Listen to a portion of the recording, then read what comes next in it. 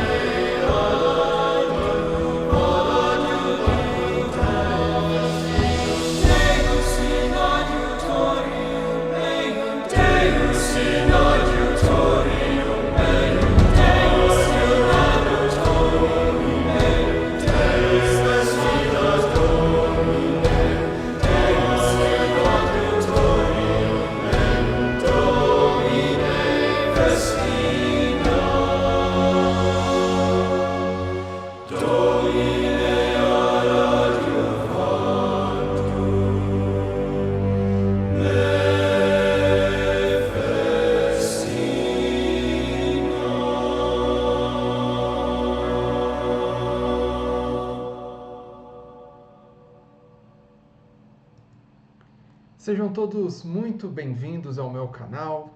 Eu sei que você gosta desse assunto, eu sei que você se interessa pela história do papado, pela história da Igreja, pela doutrina católica, seja como um católico que deseja conhecer mais a doutrina da nossa Igreja, ou até como alguém que não é católico e quer entender um pouco mais a Igreja Católica. Você está no lugar certo. Então aproveita, já se inscreve aí no canal, já fica aí, já aparece no teu feed para você ver os próximos vídeos, porque esse vídeo vai ter continuação. Esse vídeo aqui faz parte de uma série de vídeos em que nós vamos falar sobre os papas mais caluniados da história da Igreja. Então hoje nós vamos falar sobre o Papa Vigílio. E eu já tenho que deixar aqui uma palavra de exclusão, uma palavra de não, você não é bem-vindo. Opa, quem não é bem-vindo? Eu digo, se você é uma pessoa sem paciência para aprender, sem paciência para ler, para escutar fontes, se você quer uma resposta rápida, mastigada, na tua cara, sai do vídeo, porque aqui a gente vai muito a fundo nas fontes históricas, a gente vai gastar tempo nisso. Mas se você se interessa por algo minucioso, algo detalhado, algo historicamente sólido, algo de profundidade acadêmica, então continue no vídeo. Aqui é o lugar certo, tá?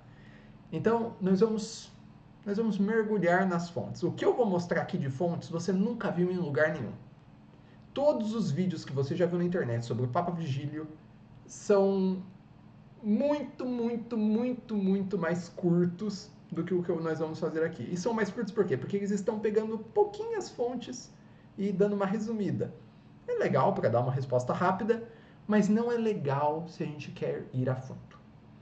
E muitas vezes a melhor maneira, muitas vezes não, quase todas as vezes, a melhor maneira de nós mostrarmos a verdade é expondo a realidade diante de nós. Então aqui não tem cortes, aqui não tem citações tiradas do contexto, aqui eu vou mostrar tudo, tudo. Tudo com uma fontezinha que você pode conferir, você pode jogar na internet, tentar pesquisar, ok? Então, vamos começar falando sobre o Papa Vigílio. Eu chamei aqui essa apresentação com o seguinte subtítulo: Prudência e sabedoria contra as garras do poder temporal. Sim, nós vamos ver que toda a controvérsia do Papa Vigílio é uma controvérsia sobre doutrina, sim, mas mais profundamente e talvez mais sutilmente é uma controvérsia sobre a intromissão do poder secular, do poder imperial, do poder dos estados e dos príncipes na imunidade, soberania e independência da autoridade da Santa Sé. Que é um problema que nós vemos durante toda a história da Igreja. Toda a história da Igreja, nós vemos os estados tentando controlar a Igreja. E a Igreja bravamente resistindo a essas tentativas, de maneira muito corajosa, de maneira muito destemida. O Papa Vigílio foi um desses. E eu tenho certeza que não importa o que as suas conclusões finais depois de assistir esses vídeos, eu tenho certeza que uma coisa você vai admirar, você vai falar: esse Papa era um homem corajoso. Isso você vai ter que admitir.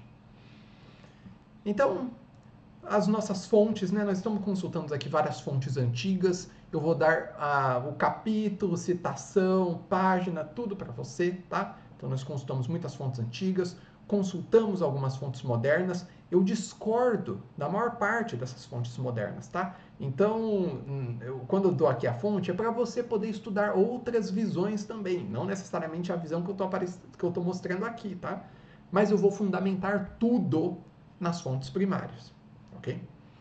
A minha fonte principal, a minha inspiração, digamos, principal em todo esse vídeo é o livro da História Apologética do Papado, do Monsenhor Justin Febvre, um francês que escreveu um livro, acho que esse livro é do início do século XX ou fim do XIX, já não me lembro mais. Não, é fim do século XIX, com certeza, fim do século XIX. Uma grande série de livros, e ele tem um capítulo muito interessante defendendo o Papa Vigílio. Então, me inspirei bastante no trabalho dele, mas também no trabalho do Warren Carroll, de quem eu discordo bastante em várias conclusões, mas eu acho que tem coisas interessantes ali que deu para eu aproveitar bastante. O Émile Aman, no seu dicionário, na sua entrada no dicionário de teologia católica também. O Jeffrey Richards, que conta bastante da história da Itália durante esse período, né? Obviamente as atas do Conselho Ecumênico que o Richard Price traduziu, várias fontes, tá? Então não vou ficar entrando aqui em milhões de detalhes, né? Então, vamos começar com uma coisa. O Papa Vigílio, a história de como ele chegou, de como ele ascendeu ao papado, é uma história controversa. Se você entra na Wikipédia, se você pega um livro sobre o Papa Vigílio, vai falar que muitas coisas terríveis sobre a vida dele anterior, ok? Elas podem ser verdade? Pode. Eu vou mostrar o que aconteceria se elas fossem verdade. Talvez seria até mais impressionante.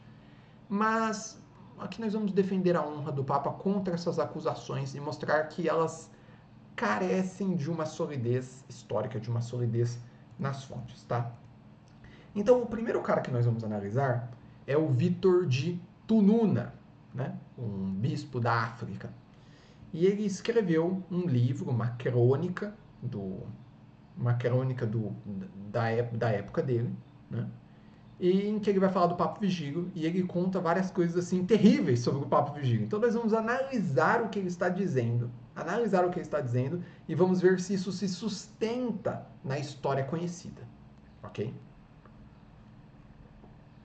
Então a primeira coisa que você tem que saber sobre o Vítor de Tununa é que ele provavelmente ficou preso pelo imperador Justiniano do ano 544 até o ano 570, que é basicamente todo o período em que o Papa Vigílio participa da controvérsia dos 3 capítulos que nós vamos analisar. Então já fica até um pouco estranho um cara que ficou preso a vida inteira, que ficou preso durante todo o período e que escreveu na prisão ter detalhes históricos muito bem fundamentados. Assim, ele não era um cara que podia sair para conferir, entrevistar pessoas, não, ele só estava na prisão ouvindo o que chegava para ele e escrevendo. Né? E uma coisa também importante dizer, se você é um cismático oriental, né, um ortodoxo, né, um ortodoxo oriental das igrejas calcedonianas, não calcedonianas, que seja. Se você é um protestante, né, é que o Vítor de Tununa é um herege. Ele é um cismático que negou o Quinto Concílio Ecumênico e defendeu os 3 capítulos na sua integridade, tá? Então, às vezes as pessoas falam, ó, essa fonte aqui, ela prova que o Papa Vigílio fez tal coisa. Eu falo assim, calma aí, calma aí. Esse cara, na tua própria visão, ele não é um herege, um cismático? Ah, é, tá. Então, para começar, a história do Vitor de Tununa é extremamente defeituosa em coisas assim simples. Por exemplo, indicação de datas. Ele é horrível em datação, especialmente na história que ocorreu fora da África. Então, por exemplo, ele vai colocar a morte do Papa Santo Agapito no ano 541, quando na verdade o Papa Santo Agapito morreu no ano 536. Isso daí é a época dele, ele não está falando de um período longínquo do passado, ele está falando da época dele e ele consegue errar as datas em 5 anos e consegue destruir toda a cronologia. Então, assim, ele tem alguns erros graves que mostram assim, olha, talvez essa crônica aqui não seja realmente uma história, mas seja mais um panfleto de um herege, um panfleto doutrinário em que ele está escrevendo a história bem mais ou menos, né? Então ele não fornece provas das acusações dele, ele não fornece as fontes onde ele pesquisou, né? E ele não tinha como verificar essas informações, né? Alguns historiadores até descrevem ele como impreciso, infantilmente exagerado, lamentavelmente crédulo e de probidade duvidosa, né? O livro dele é um panfleto sectário mesmo, tá? Ele mente sobre muitos fatos e ele está terrivelmente enganado sobre vários outros que eram conhecidos por todos. É um livro ruim, tá? E ele tinha todos os motivos para odiar o Papa Vigílio. Por quê? Porque o Papa Vigílio condenou os 3 capítulos. Estão escutando? Porque muitas pessoas vão falar assim, ah, o Papa Vigílio foi contra o Quinto Concílio Ecumênico. Não! Esse Vitor odiava o Papa porque o Papa era a favor do Quinto Concílio Ecumênico. E o Vitor não aceitava. Né? Então vamos ler o relato do Vitor de Tununa e depois a gente vai analisar um pouco ele. Tá? Então ele vai dizer assim, após o consulado de Basílio, varão ilustre, no 2º ano, que seria o ano 543, por influência da facção da imperatriz Teodora, a mulher do Justiniano, que nunca deixou de ser inimiga oculta do concílio de Calcedônia, desde que começou a reinar, foram preparadas armadilhas de proscrição. O bispo romano Silvério, que é o papa antes do Vigílio, foi enviado ao exílio, e em seu lugar foi ordenado Vigílio. Antes de ser ordenado, Teodora, a mencionada Augusta, extraiu dele por escrito secreto o compromisso de que, como Papa, na proscrição do Concílio de Calcedônia, condenaria os 3 capítulos, isto é, a carta de Ibas de Edessa, a Maris, persa, que fora aprovada pelo julgamento do Concílio de Calcedônia, considerada ortodoxa e associada aos atos sinodais. Em seguida, Teodoro, bispo de Mopsuestia, teve atos semelhantes reconhecidos sinodalmente em Antioquia, sob João, bispo daquela igreja, e elogiados em Calcedônia. E os ditos de Teodoreto, bispo de Ciro, foram confirmados junto com Teodoro pelas vozes do concílio de Calcedônia. Assim, Vigílio, já papa, foi compelido por Antônia, esposa patrícia de Belisário. O Belisário, só para falar, ele é um super general do Justiniano, que ajudou ele assim, em todas as conquistas dele. Na verdade, ele que fez as conquistas territoriais do Justiniano. Tá? Então ele foi compelido por Antônia, esposa patrícia de Belisário, a escrever a Teodósio, bispo de Alexandria, Antênio, que é o Antimo, bispo de Constantinopla, e Severo, bispo de Antioquia, já anteriormente condenados pela Sé Apostólica, Eu tenho um vídeo no canal do Thales Muniz, para quem pesquisar, em que eu falo dessa condenação. Como se fossem católicos, e a declarar-lhes sua concordância na fé, segundo como ele mesmo a sustentava. Então, o que ele está falando é, olha, o Vigílio, antes de ser papa, ele fez um acordo com a imperatriz, de que era assim, ó, me faz papa e eu vou entrar em contato com todos esses caras aqui que são hereges e eu vou restaurar eles, eu vou considerar eles como católicos. E eu vou pegar todos esses escritos que foram aceitos pelo concílio que foram aceitos pelo concílio de Calcedônia e eu vou condenar todos, tá? Então essa é a ideia do Vitor que ele está contando. Né?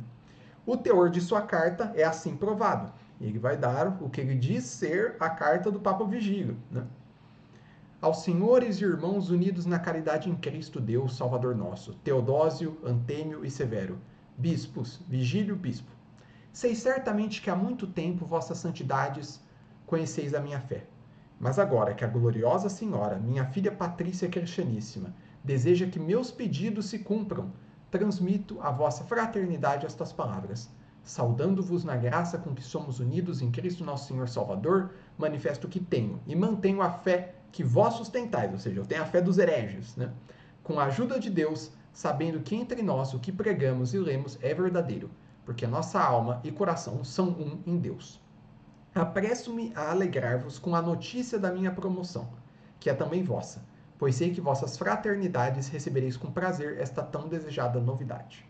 É necessário que ninguém saiba o que vos escrevo, e que exerçais prudência ao ponto de me considerar suspeito, para que a obra iniciada por Deus possa se cumprir com mais segurança. Assinatura: Orai por mim, irmãos meus, unidos na caridade, em Cristo nosso Senhor Salvador. Então assim, ó, ele manda uma carta para os hereges e fala o seguinte, ó, eu tô com vocês, tá? Mas não contem para ninguém, tá? Porque eu vou me considerar do outro lado, eu vou fingir que eu sou de fé correta, mas na verdade eu sou um herege aqui com vocês, tá? Então essa é a carta que o Vitor mostra, tá? Então ele traz duas acusações aqui. Ele fala que antes de ser elevado ao pontificado, este Papa teria prometido à Imperatriz Teodora apoiar os hereges e que ele teria cumprido esse compromisso sacrílego ao escrever a carta citada pelo Vitor. Né? Então, tem alguns problemas com isso. Né? Então, primeiro, olha só o que ele fala. Antes de ser ordenado, Teodora, a mencionada Augusta, extraiu dele, por escrito secreto, o compromisso de que, como Papa, na proscrição do Concílio de Calcedônia, condenaria os 3 capítulos. Ou seja, ele assinou um papelzinho ali para Teodora, falando assim, ó, eu prometo que eu vou obedecer a senhora, tá? Ok? Que eu vou condenar o Concílio de Calcedônia, condenar os 3 capítulos, tal. Né? Daí você pergunta, calma, se é um escrito secreto, né, de onde você está sabendo essa informação, né? Parece aquelas... Vocês vão ver toda essa história aqui, tudo dos assuntos que eu vou mostrar. Parece aquelas conversas de zap de tiozão, sabe? Ah, então, parece que os generais estão contra o presidente, não sei o que. Eles falam assim, e como é que você sabe disso? Se é secreto? Ah, a gente sabe, né? A informação chega até nós. Vocês vão ver, parece muito conversa de tiozão de zap, né? Então, assim, que testemunhas que ele apresenta para apoiar essa acusação? Nenhuma. Como que ele, que estava preso, teria tido conhecimento desse acordo se era um acordo secreto? Nada. A única pessoa que fala a mesma coisa que ele é o Liberato de Cartago, que também era um herege africano da mesma facção do Vitor. Tá? Depois a gente vai analisar esse cara. E se o Vitor conheceu esse acordo, apesar do segredo, como é que ele foi o único a conhecê-lo? Porque nós vamos mostrar vários historiadores, inclusive várias pessoas que odiavam o Vigílio e que eles não têm a mínima ideia disso, nunca ouviram falar dessa história. Então, outra coisa, supondo que o escrito contendo esse compromisso, né, esse acordo, tivesse sido arquivado nos arquivos do Império, como teria sido pela Imperatriz, todos os historiadores da época teriam falado dele. E teria sido arquivado, porque se ela quer um compromisso dele por escrito, a Imperatriz, esse compromisso não tem utilidade se ela não guardar. Tá? Não teria utilidade. Né? E teria que ser uma coisa chancelada, não podia ser só um papelzinho no bolso dela, teria que ser algo chancelado por algum secretário, né, pelos arquivos imperiais. Então, por exemplo, o Procópio de Cesareia, que teve acesso a todos os arquivos imperiais ali na época, e ele ama contar todos os podres da Teodora. Ele fala tudo de ruim que a Teodora já fez. Ele nunca ouviu falar dessa história. Como? E se o Vitor foi perseguido e permaneceu preso até a morte dele, como é que esse acordo secreto chegou até ele? Essa história está meio mal contada, né? Então, vamos provar aqui a falsidade disso. Né? A história imparcial, que nós mostraremos, eu vou mostrar todas as fontes, né? Ela atesta que quando o Vigílio chegou em Constantinopla, ele resistiu vigorosamente às exigências injustas da Imperatriz Teodora. E ele chegou a pronunciar contra ela uma sentença de excomunhão. Mas esse comportamento do Vigílio é absolutamente incompatível com a existência de uma promessa ou de um escrito que nem o Vitor menciona. Porque se a Imperatriz tivesse nas mãos dela esse documento, esse compromisso assinado por Vigílio, ela teria simplesmente apresentado isso. Ou seja, o Vigílio teria tentado resistir e negar o que ela exigia se ela tinha nas mãos um documento comprovando a culpa dele. Ele teria ousado pronunciar contra ela uma sentença de excomunhão, sabendo que ela podia expô-lo a essa vergonha terrível diante da igreja? E conhecendo o caráter de Teodora, que era uma mulher inescrupulosa, que não hesitaria em usar a tal arma contra o Vigílio, por que ela não apresentou esse documento? A conduta nobre do Vigílio é atestada pela história. A resistência dele a Teodora deveria, segundo Vitor, ter revelado ao público esse famoso escrito. Mas esse escrito nunca foi mencionado, porque ele nunca existiu. É uma mentira! Segunda coisa. O Vitor alega que após a sua ordenação, o Papa Vigílio teria se apressado em cumprir o compromisso assumido com a Imperatriz, enviando cartas de comunhão aos bispos condenados por seus predecessores. A primeira prova da falsidade disso é que se antes da sua ordenação o Vigílio não fez nenhum compromisso de entrar em comunhão com os hereges, com a Imperatriz Teodora, como ele não fez, senão o documento teria aparecido, nós temos todo o direito de achar que o documento que agora o Vitor apresenta é totalmente apócrifo, totalmente inventado. É uma invenção caluniosa de alguém que detestava o Papa Vigílio e que detestava o Quinto Concílio Ecumênico. Sempre deixo isso bem claro. Essa carta não se encontra reproduzida em nenhum dos documentos históricos da época. Ninguém fala dela, exceto o Vitor e o Liberato, que era o correligionário dele aí nesse cisma. E ainda assim tem variações um pouco graves entre os textos. E a segunda prova da falsidade é que é mais forte ainda. Jamais os adversários do Vigílio, e ele teve muitos adversários, pensaram em alegar contra ele a carta aos hereges que Vitor de Tununa ousa acusá-lo de ter escrito. Nem Justiniano, nem Teodoro, nem Antêmio, que é o principal destinatário dessa suposta carta, nem São Menas, o patriarca de Constantinopla, que é tratado por Vigílio com muita severidade, nem os bispos reunidos para a questão dos 3 capítulos, nem outros bispos, nem os padres do Concílio Ecumênico falam dessa carta. Após o Vigílio ter pronunciado o seu famoso Iudicatum, que nós vamos analisar mais para frente, houve uma explosão de murmúrios à sua volta, de boatos, de mentiras à sua volta. A gente vai ver o quanto de mentira falaram sobre o Vigílio, tá? Ele não agradou ninguém, todo mundo odiava ele. E mesmo assim, nenhuma voz autorizada se levantou para acusá-lo de ter vendido sua consciência. Nenhuma mão foi capaz de mostrar a terrível prova de que ele tinha entrado em comunhão com esses hereges. E só o Vitor e o Liberato, né, um preso, um que nunca saiu da África, só esses daí descobriram, né? Que eram justamente os caras contra o Quinto Concílio Ecumênico. É meio duvidoso. É o seguinte, quando um homem acusado de algum crime desafia os seus acusadores a provarem o que afirmam, ele deve se sentir bem amparado pelo testemunho da sua própria consciência. porque senão ele mesmo vai ser atingido pela prova contrária e ele vai ser absolutamente humilhado. Ou seja, ninguém fala eu sou inocente se ele sabe que tem uma prova da culpa dele ali, porque daí você está absolutamente destruído, né? Bom, olha o que o Papa Vigílio escreveu ao imperador Justiniano no mesmo ano seguinte à sua elevação ao pontificado, e a gente vai ver esse documento por inteiro depois. Ele fala o seguinte: ninguém, por mais habilidoso e perspicaz que seja, jamais encontrará em nossa conduta nenhum ato, nenhuma tentativa contra as instituições dos concílios ou contra aquelas de nossos predecessores, os bispos da Sé Apostólica.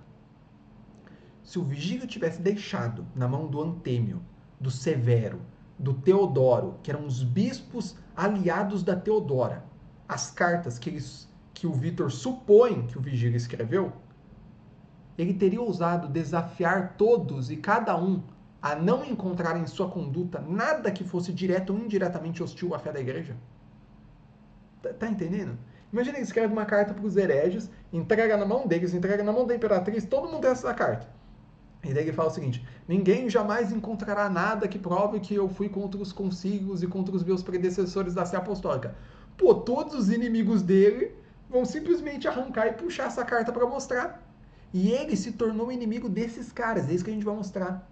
Os caras que ele supostamente é amigo nessa carta do Vítor se tornaram os maiores inimigos do Vigílio. Né? Por que eles não mostram com essa carta? Mostram, você vendeu sua consciência, olha esse homem. Ninguém tem prova nenhuma de nada. E eu tenho outra coisa, essa carta em nada se assemelha, nem no latim, nem na sua composição, às cartas autênticas do Papa Vigílio. O Papa Vigílio tinha um domínio excelente do latim, né? Os especialistas, eu não sou especialista nisso, mas os especialistas falam que ele tem uma oratória, né? Um domínio do idioma assim muito fenomenal, né? Ele escreve com clareza e firmeza, com experiência de escrita, com um latim notável para a época. Por quê? Porque ele havia sido arcediago e secretário do Papa Bonifácio II, e ele foi apocrisiário. Apocrisiário era tipo o núncio apostólico, tipo o diplomata da igreja do Papa Santo Agapito.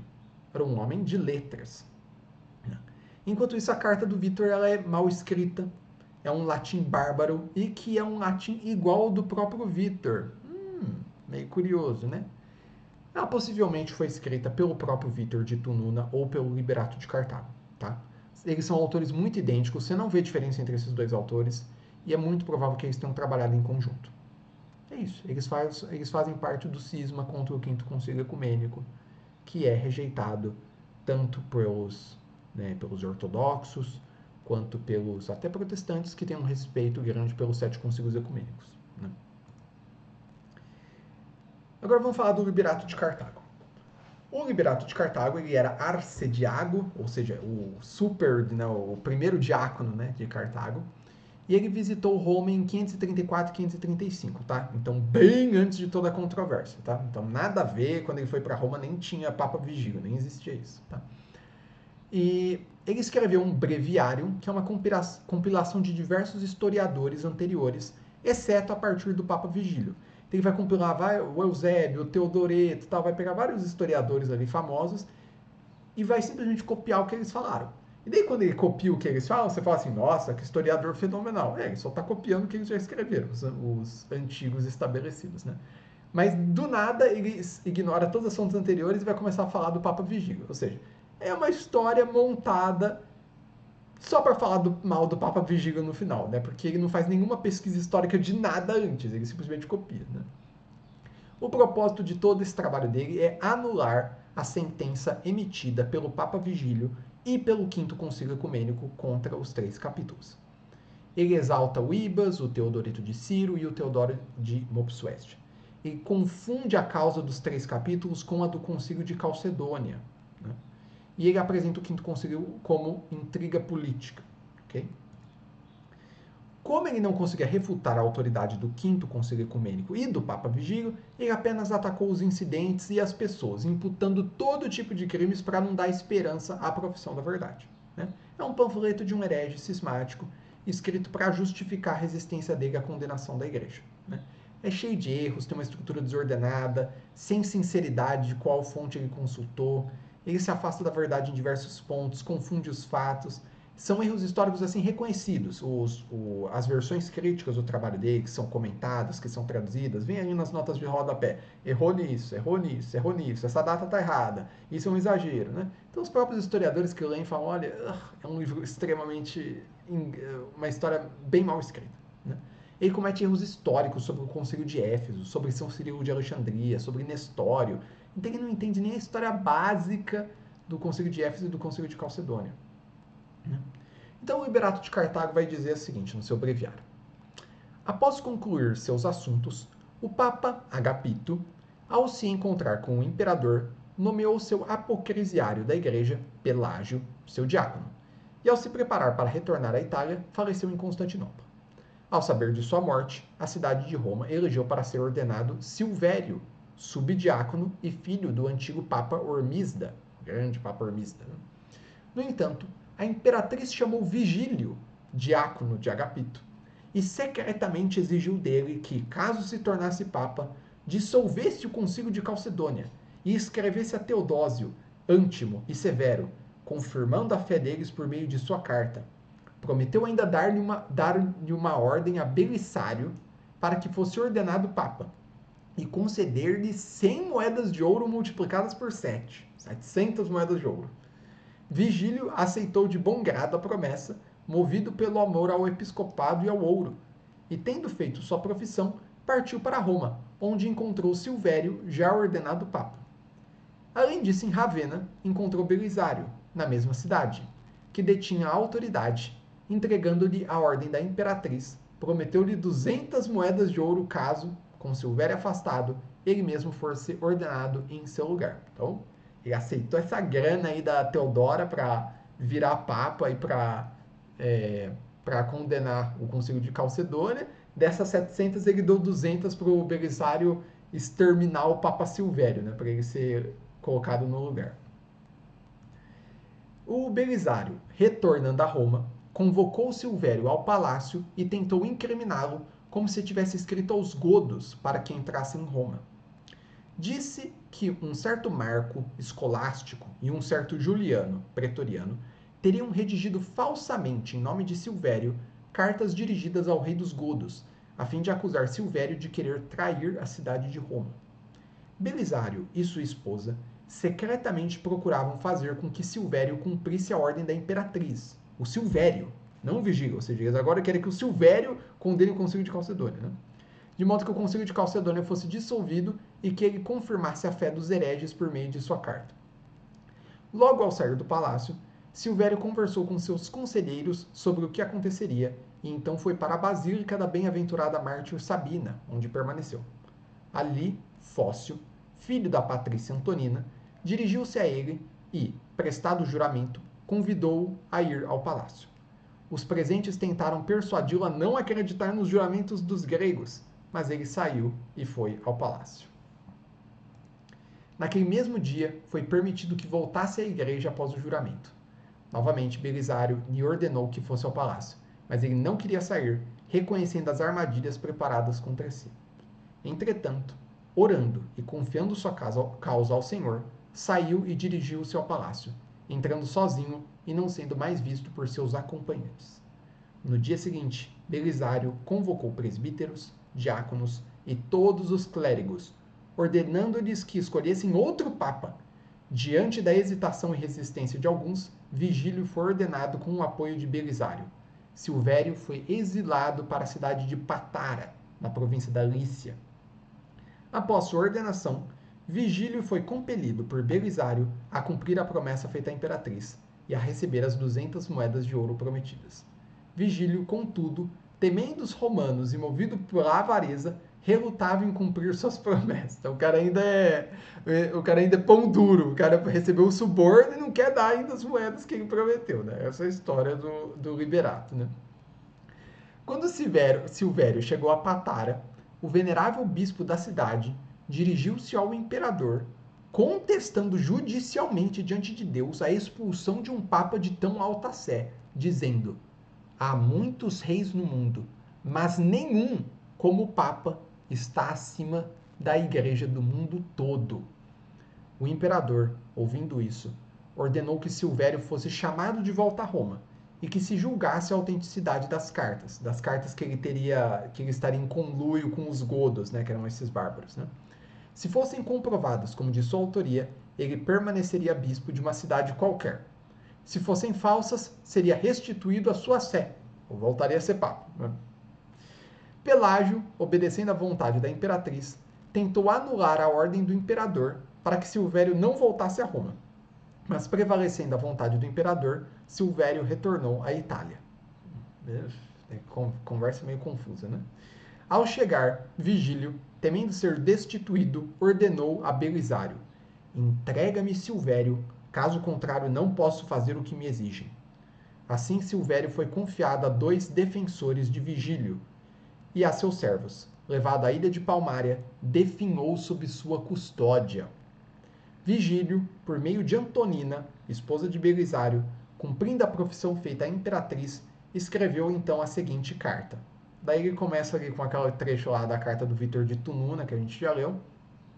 E daí fala o seguinte: sob esta carta, Vigílio afirmou sua fé e, reprovando a doutrina de que em Cristo existem 2 naturezas, e interpretando o tomo do Papa Leão, disse: não confessamos 2 naturezas de Cristo, mas um Filho composto a partir de 2 naturezas, um Cristo, um Senhor.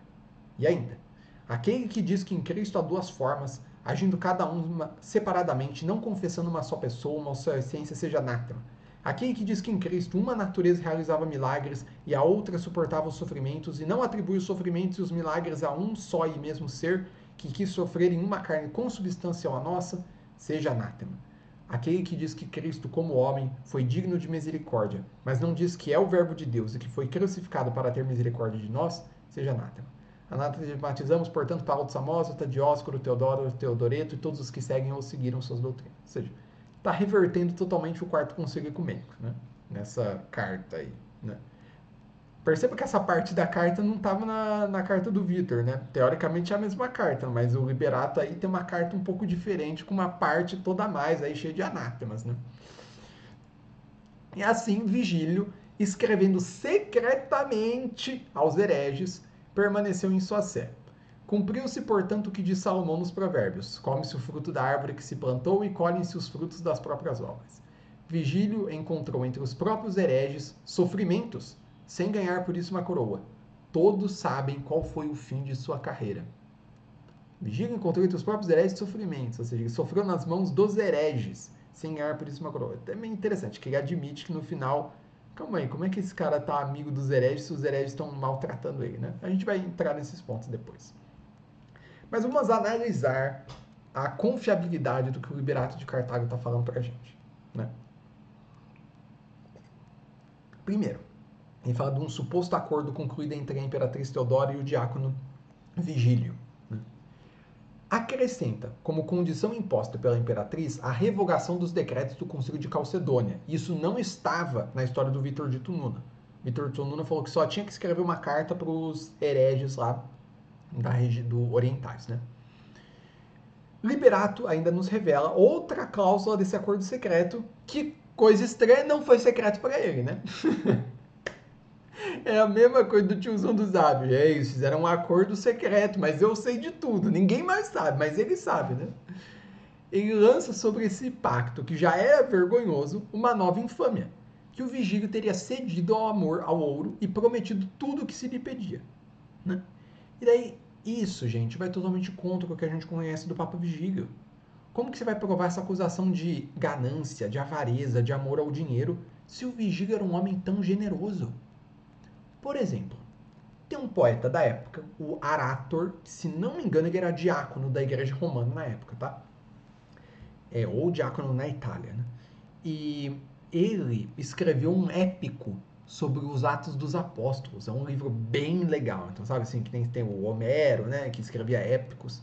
Esse daqui é um épico sobre a história dos Atos dos Apóstolos. É fantástico, fantástico. O Arátor, ele escreve ao Papa Vigílio um poema dizendo o seguinte: ó Vigílio, Santíssimo Papa, libertador público. Por quê? Porque o Papa resgatou prisioneiros que estavam sendo feitos prisioneiros pelos bárbaros, pagou pela liberdade deles, ok? Para libertar os cristãos. Ó Vigílio Santíssimo Papa, libertador público, vens para romper as cadeias do rebanho aprisionado. Das espadas são arrancadas as ovelhas, com o pastor por guia, e somos levados nos ombros, tu que nos reconduzes com piedade. Isso é um testemunho da época, do poeta Arator. Okay? O historiador Procópio de Cesareia, que nem era cristão, ele também nos dá outro testemunho da caridade do Vigílio para com o seu rebanho durante o cerco de Roma em 546. Ele vai dizer, naquele mesmo tempo, o pontífice romano Vigílio enviou da Sicília, onde residia, grande número de navios carregados de trigo, persuadido de que os condutores dessas embarcações encontrariam algum meio de fazer entrar sua carga na cidade de Roma. Ou seja, o povo estava cercado na cidade, estava morrendo de fome, e ele envia diversos navios cheios de comida para o povo romano. Ele está pagando por isso. Isso parece um homem ganancioso, que ama o dinheiro, ou parece um homem piedoso, um homem generoso, caridoso, um verdadeiro pastor de ovelhas? Então você vê como que as acusações do Liberato não se coadunam com aquilo que a gente realmente conhece do Vigílio na história imparcial. O Procópio não tem nada, ele não tem nenhum motivo para falar bem do Vigílio. E nem é cristão, ele só está contando a história da guerra. A história do Procópio é uma história de guerra. Ó, aconteceu isso, aconteceu isso, aconteceu isso. Por isso que, na real, ele é o melhor historiador dessa época. Porque ele não está nada interessado na questão religiosa, ele só está contando os fatos mais simples de todos. Né? Mas esse é o problema, né? O Liberato ele sentiu a necessidade de justificar a sua acusação caluniosa e ainda tentou fazer isso caluniando Belisário, que era o general do Justiniano. Olha, o Belisário ele tinha vários problemas também. Mas se tem uma virtude que se sobressai nele, é o desinteresse dele por fama, honra, dinheiro e a generosidade dele. O desinteresse dele se faz notar, sobretudo, quando ele se tornou quando ele se tornou senhor do destino dos godos, ou seja, ele conquistou os godos e podia fazer o que quisesse com eles. Ele não só recusou a coroa que esse povo lhe oferecia, mas, segundo Procópio de Cesareia, não quis se apropriar de nada, nem do tesouro real, nem dos bens particulares. Nada. Ele não quis. Tentaram fazer ele ser o novo rei da Itália, não quis nada. A generosidade do Belisário é atestada pelas oferendas que ele fez à igreja de São Pedro, após a campanha vitoriosa dele contra os vândalos da África, bem como pela fundação de vários hospitais e pela construção de várias igrejas. Ele era um benfeitor, ele era um filantropo, o Belisário. É um general conquistando o território para o Justiniano, um território que estava conquistado que estava na mão dos bárbaros, mas que pertencia por direito ao Império Romano. Ele está libertando cristãos que estão ali sob o jugo de arianos, que estão sob o jugo de vários tipos de hereges, né, que foram martirizados esses cristãos. A gente tem toda a história deles. E ele está chegando ali, construindo hospital, igreja, fazendo doações. Né? Então, assim, é sem sentido tentar injuriar e caluniar o Belisário como o Liberato faz, falando que ele teria vendido a consciência dele por 200 libras de ouro, né? E que além de ter sido bastante avarento para concluir, para fazer um negócio desses, ele teria ainda sido ímpio o suficiente para exigir a sua execução. Isso daí não é crível, entendeu? Isso daí não é confiável. É muito contrário à história imparcial que nós temos sobre a grandeza da alma e a generosidade do Belisário. Então, portanto, o Vigílio e o Belisário foram caluniados para servir aos interesses da causa do Liberato, para a glória dos 3 capítulos. Quem foi o verdadeiro autor do exílio do Papa Silvério? Tá? Então, o Papa Silvério, ele terminou a vida dele sendo exilado, ok? Ele morreu no exílio, tá? E o Papa Vigílio foi colocado ali no poder depois, ok? Na verdade, assim, logo depois que ele foi exilado, né? Então, daí você pergunta, quem que exilou o Papa Silvério? Segundo o Liberato, o Vigílio foi o principal artífice dessa iniquidade. Ele o apresenta como ansioso para se apoderar do pontificado. É ele quem leva até o Belisário as ordens da Teodora. É ele quem apressa, exige logo a execução. É ele quem garante que a vida do Papa Silvério não se prolongue por muito tempo, porque fala que ele deixou ele morrer de fome. O Papa Vigílio teria deixado o Papa Silvério morrer de fome para ele morrer logo. Olha a acusação que ele faz contra o Papa. De tudo que o Liberato relata a esse respeito, só tem uma coisa que é atestada pela história. O resto não tem nenhuma atestação. Que é que o Papa Silvério foi expulso de Roma por Belisário, porque este o suspeitava de estar em conluio com os godos que estavam sitiando a cidade. Esse é o motivo. Ok? A gente sabe que o Papa Silvério e a maior parte dos romanos da época preferiam permanecer sob o domínio dos godos do que passar para o domínio dos gregos. Tá? O Silvério, em particular, ele tinha várias razões para se manter fiel aos reis godos. Os reis godos interferiam menos na igreja do que os imperadores bizantinos, como nós vamos ver. Né? Ele tinha sido elevado ao pontificado supremo pela escolha de Teodato. Né? E após a morte desse rei, ele tinha prestado, junto com os senadores romanos, um juramento de fidelidade a Vitige, que tinha sido o sucessor do Teodato.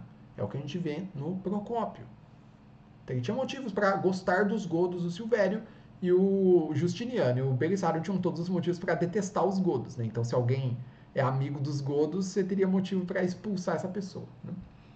Então, quando os godos vieram sob a liderança de Vitige sitiar Roma, Belisário pôde conceber algumas desconfianças quanto às disposições de Silvério. Né? E foi por isso que ele expulsou ele de Roma, como a gente vê no Procópio, que foi testemunha ocular desse acontecimento. Ou seja, o Procópio estava lá. Okay? O Procópio ele acompanhou o Belisário na guerra. Tá? Então, essa é a diferença do Liberato, do Vítor, que estão presos, estão na África, do cara que estava lá. Nós temos aqui a testemunha ocular.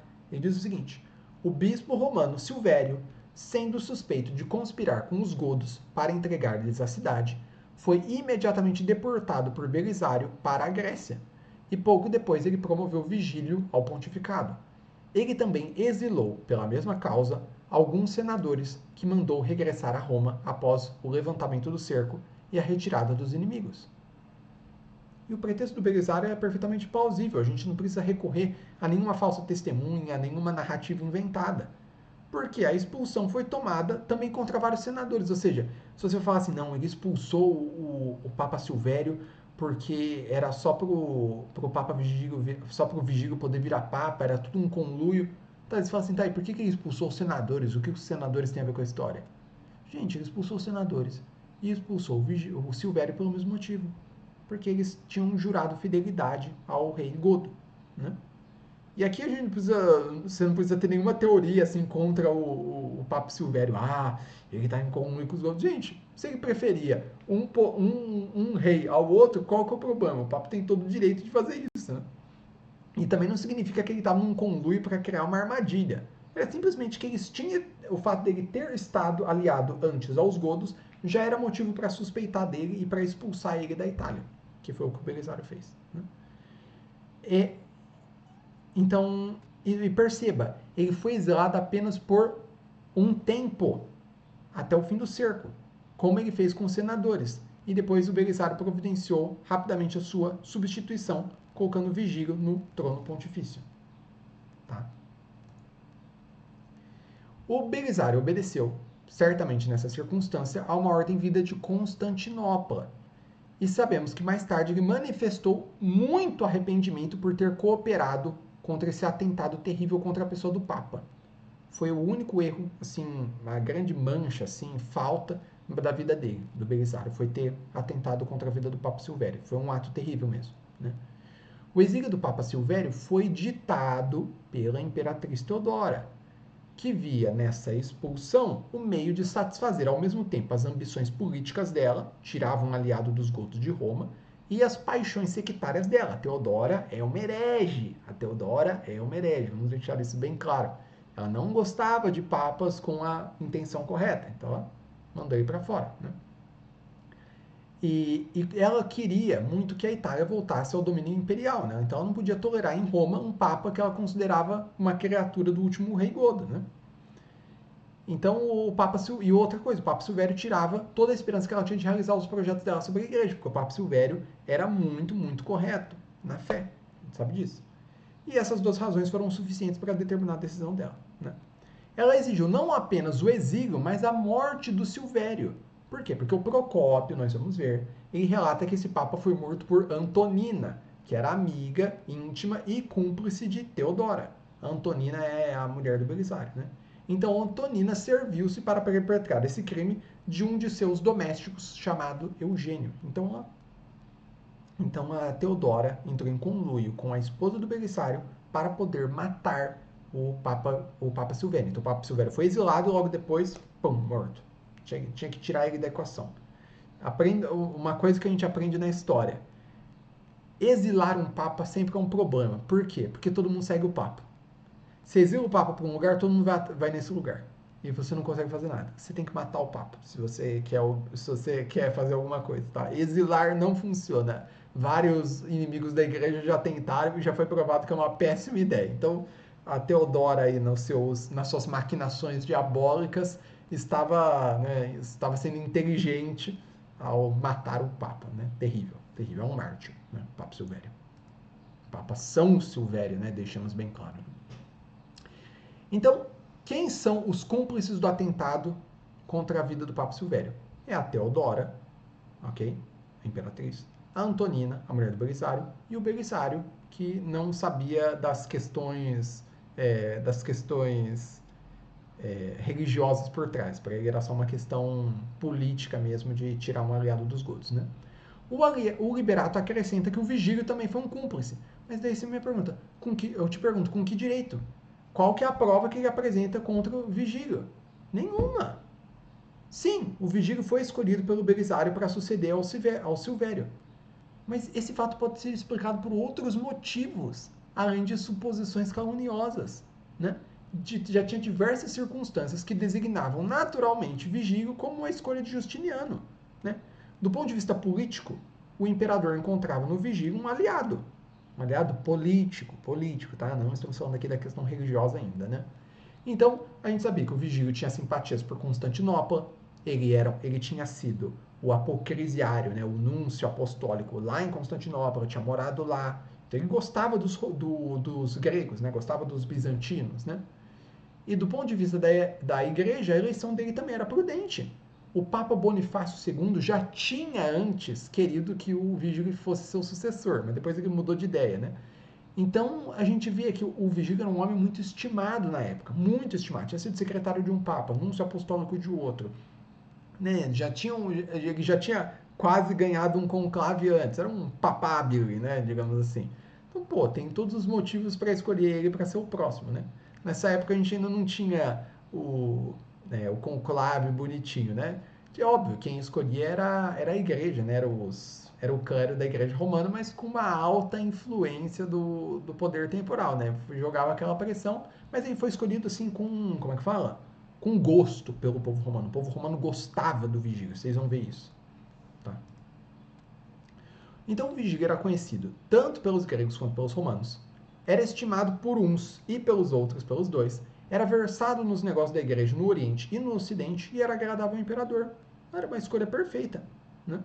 Numa época em que os reis da Itália tinham usurpado a nomeação dos papas e feito de sua eleição uma questão política. Sim, o Vigílio teve uma infelicidade, que ele substituiu um papa arrancado violentamente de seu trono e indignamente assassinado. Isso foi uma desgraça, mas não é um crime. Se exilam um papa e matam ele e vê um outro substituir, o que esse que substitui tem a ver? Nada com a história, nada. Né? Outra questão problemática do Liberato, né?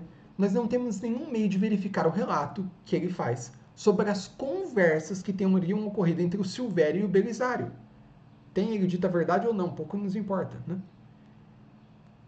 Ou seja, esse cara ele tá na África. Como é que ele sabe a conversa que o Papa teve, que o Vigílio teve com o Belisário? Como é que ele sabe disso? E o Procópio, que andava com o Belisário para todo canto, não sabe, né? Isso não é o mesmo quanto ao que ele narra sobre o exílio e a morte do Papa Silvério, né? Então são dois pontos muito importantes. Se o Liberato diz a verdade, então o Vigílio teria causado a morte do Papa Silvério depois de ocupar ele próprio, ilegitimamente, a sé pontifícia durante vários meses. Então, a primeira dessas acusações cai por terra diante do testemunho do historiador Procópio que a gente já viu. Ele escreve na história secreta dele, que é a história que ele vai tacar o pau na Teodora, né? que o Papa Silvério foi morto por um homem a serviço de Antonina, esposa de Belisário e cúmplice de Teodora. O caráter do Procópio não nos permite pensar que ele tenha querido livrar o Vigílio da responsabilidade desse crime. Ou seja, se o Vigílio foi culpado, ele sabia disso, ele não ia querer omitir isso, né, para lançar inteiramente a culpa na imperatriz, né? O Procópio não estava, pelas convicções religiosas dele, inclinado a poupar o Papa Vigílio, ou seja, ele não tinha, ele não era um aliado do Papa Vigílio. A gente nem sabe se ele era cristão, muito provavelmente ele era um pagão, o Procópio, né? Então a gente precisa rejeitar essa acusação de homicídio lançada contra o Vigílio pelo Liberato. Ela não concorda com as testemunhas oculares, com a história imparcial e conhecida da época, e é muito melhor explicada, muito melhor estabelecida sem o Vigílio na história, sendo o Belisário, a Antonina e a Teodora. Tá? Então a única coisa que resta saber, né, é se o Vigílio subiu ao trono pontifício enquanto o Silvério ainda estava vivo, né? O que tornaria ele um antipapa, pelo menos até o Silvério morrer, né? Então, assim, isso não parece muito provável, né? Porque, ó, segundo o relato do Liberato, o exílio do Silvério durou vários meses, pois ele supõe que, tendo o Papa sido enviado, o Papa Silvério sido enviado a Patara, né, que era essa ilha, o bispo desse lugar dirigiu ao imperador repreensões pela injustiça de tal conduta para com o chefe da igreja. E ele acrescenta ainda que o Justiniano ordenou examinar a questão de novo das cartas que o Silvério era acusado de ter escrito aos godos, e que depois o Papa foi enviado de volta para a Itália e caiu nas mãos do Vigílio, e só depois o Vigílio matou ele. Gente, então assim, o Papa Silvério viajou para todo canto, né? Gente, todo esse encadeamento de fatos teria exigido um período de vários meses, e daí a gente teria a conclusão de que o Vigílio exerceu o poder pontifício legitimamente, teria sido um antipapa, né? Mas tudo isso é imaginação do Liberato, não tem base isso daí. O Silvério foi expulso de Roma por Belisário e morto por ordem de Antonina. É o que o Procópio nos conta. Você acha que teria decorrido um tempo enorme, tão grande, entre a sua expulsão e sua morte, quanto afirma o Liberato? Não parece nem um pouco provável, né? A morte do Silvério foi decidida pela imperatriz Teodora. Qualquer demora, qualquer enrolação para executar esse plano dela já teria comprometido o sucesso, né? Teria dado aos partidários do Silvério tempo para se agitar e conspirar em favor da restauração dele. Então, é muito mais provável que o Papa, embarcado violentamente para a Grécia, tenha sido detido por ordem de Antonina na ilha de Palmária e tenha sido ali morto, conforme relata o Procópio. Ou seja, exílio, manda para a ilha, chegou na ilha, mataram. É o mais provável. Tá? A gente não tem nenhum outro relato do Papa Vigílio tendo permanecido um tempão no pontificado como um antipapa. Entendeu? Então, outro ponto do Liberato que é problemático, né? Ele vai dar agora uma carta, a mesma carta lá do Vítor, só que ela é seguida por uma profissão de fé herética, que, segundo o Liberato, teria sido enviada pelo Papa aos bispos partidários de Eutiques e os adversários do Concílio de Calcedônia, né? O que a gente tem a dizer para essa carta? A mesma coisa que a gente já falou sobre a carta que o Vítor de Tununa mostra, tá? Então, é a mesma carta, mas tem algumas variantes, né? O apêndice que o Liberato coloca nessa carta, que não estava na versão do Vítor, ela tem uns pontos interessantes, né? Não era possível levar mais longe do que ele levou a perfídia contra o Papa Vigílio do que fez esse Liberato. Essa profissão de fé que ele coloca é formalmente herética, tá? É uma reversão total do Concílio de Calcedônia, tá? Então, antes do Concílio de Calcedônia, a gente pode usar os termos de maneira diferente, mas depois eles tinham sido de tal forma fixados que essa profissão de fé seria uma reversão do concílio, tá? A profissão de fé registrada pelo Liberato, ela é herética. Ela formula a doutrina das duas naturezas em Jesus Cristo de modo a reduzi-las em uma só. É um monofisismo, ou até um miafisismo, né? É o extremo oposto da heresia do Nestório, que divide as duas naturezas a ponto de fazer dela duas pessoas. Então, segundo o Liberato, o Vigílio teria dado um consentimento formal à heresia condenada por São Leão e pelo Concílio de Calcedônia. Nada mais natural, então, do que pensar que, ao condenar os 3 capítulos, ele teria querido atingir e arruinar a autoridade do Concílio de Calcedônia. Certo? Na cabeça do Liberato. Essa é a conclusão que ele quer que todo mundo acredite. Tá? Então é tudo uma preparação para depois falar do quinto concílio ecumênico, né? Isso é bem inteligente, bem sutil, mas assim, cadê a prova? Cadê o testemunho? Onde você arranjou essa carta que ninguém nunca viu? Como é que ela chegou até você? Né? A gente já viu o Papa Vigílio e desafiou os adversários deles a provar que ele fez alguma coisa contra qualquer concílio ecumênico ou contra os decretos dos antecessores dele. Ninguém aceitou esse desafio. Tá? Então ele vai falar, essa carta foi secreta, né, o Liberato. Né? Secreta. Secreta, como é que chega na tua mão, gente? É muito difícil acreditar nesses caras, tá? Então, assim, com todo devido respeito a esses hereges, a esses cismáticos aí, muito respeito a vocês, senhores que negaram o concílio ecumênico, mas tá difícil de acreditar em vocês, né? Então, em resumo, todas as acusações lançadas contra o Papa Vigílio pelo Arcediago de Cartago não se apoiam em outro fundamento, senão nas próprias afirmações do autor. É muito provável que o próprio Liberato tenha escrito essa carta, tá? Que ele tenha falsificado. Vocês acham, ah não, Lucas, ninguém ia falsificar. Eu vou mostrar assim, por A mais B, que essas falsificações era a coisa mais comum na época. Fazer falsificações contra o Papa, tá? Então os rancores e a parcialidade do Liberato são bem conhecidas, né? Isso já basta para tornar tudo que ele escreve bem duvidoso. E além disso, o que ele fala é muito contradito, tanto pelo silêncio gritante da história em alguns pontos, quanto por um relato autêntico que absolutamente contradiz o que ele fala. Tá. Então vamos chegar ao nosso último grande caluniador sobre a vida prévia do Papa Vigílio, que é o próprio Liber Pontificalis. O Liber Pontificalis é um livro sobre a história dos papas, tá? Então, é um nome. Se você lê o livro, você pode achar assim, cara, uma história bem legalzinha, não sei o quê. É o seguinte, provavelmente quem escreveu o Liber Pontificalis foram vários autores, ao longo de vários anos diferentes. Ou seja, uma composição foi feita ao longo das eras, tá? Você percebe, tem duas coisas que você percebe. Quem escreveu gosta do Papa, quer defender o Papa. Você, tá? Então é alguém que quer dar uma boa impressão sobre o Papa. Por outro lado, é alguém que absolutamente não sabe a nada de história. Nada, quando se trata desses pontos aqui. Nada. Gente, assim, o nível de erros históricos desse é o pior de todos. É o pior. Eu vou mostrar, vocês vão falar assim, mas não é possível. O cara não sabia o que estava acontecendo na época dele, o que me leva à conclusão de que não é da época dele, tá? Então esses caras estavam escrevendo décadas, talvez até mais de um século depois da história do Papa Vigílio, e era alguém que não sabia de nada. Eu vou mostrar isso, tá? Então a biografia em questão sobre o Papa Vigílio, segundo alguns especialistas, foi escrito pelo menos 15 anos após a morte do Papa Vigílio. Eu, na minha opinião, não consigo fundamentar isso com uma autoridade acadêmica, mas na minha opinião, analisando o texto, me parece que é muito mais tempo depois, mas muito mais.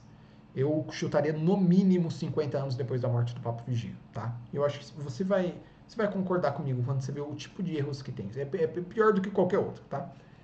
Os editores atuais do Liber Pontificalis, você pode jogar no archive.org, você vai encontrar esse livro para você ler. Eles concordam que a biografia é cheia de erros grosseiros de datação, erros de geografia, personagens, documentos, erros que não seriam cometidos por alguém que viveu esses fatos e entrevistou testemunhas, tá? O autor é ingênuo e crédulo e o relato dele é contradito em mais de 20 pontos pela história conhecida universalmente. Ok? Então vamos ler a história que ele nos conta aqui, tá? Eu quero fazer um pause aqui, um momento para a gente respirar. Quero que você faça o seguinte: se você está achando o vídeo interessante, e olha, eu te digo, vai ficar muito mais interessante, porque eu até agora não trouxe uma palavra do Papa Vigílio. Eu vou trazer as palavras do Papa Vigílio, daí você vai ficar impressionado. Então, toma esse momento, dá uma curtida no vídeo, por favor.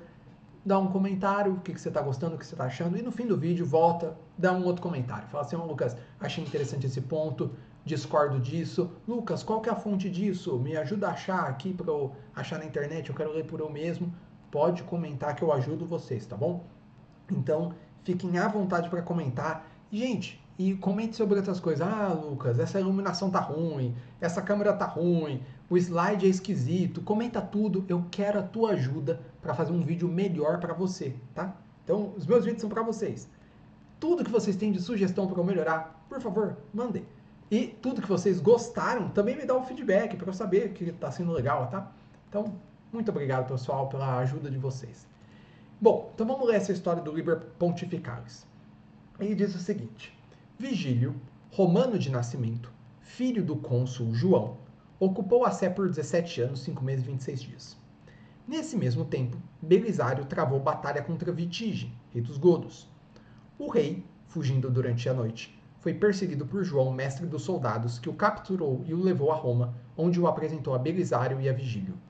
Estes se comprometeram sob juramento, na Basílica de Júlio, a conduzi-lo são e salvo diante do imperador Justiniano.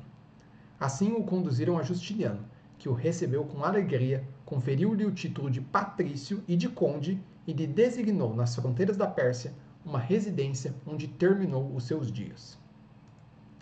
O imperador perguntou então a Belisário como se entendia com os romanos e de que modo havia estabelecido Vigílio no lugar de Silvério.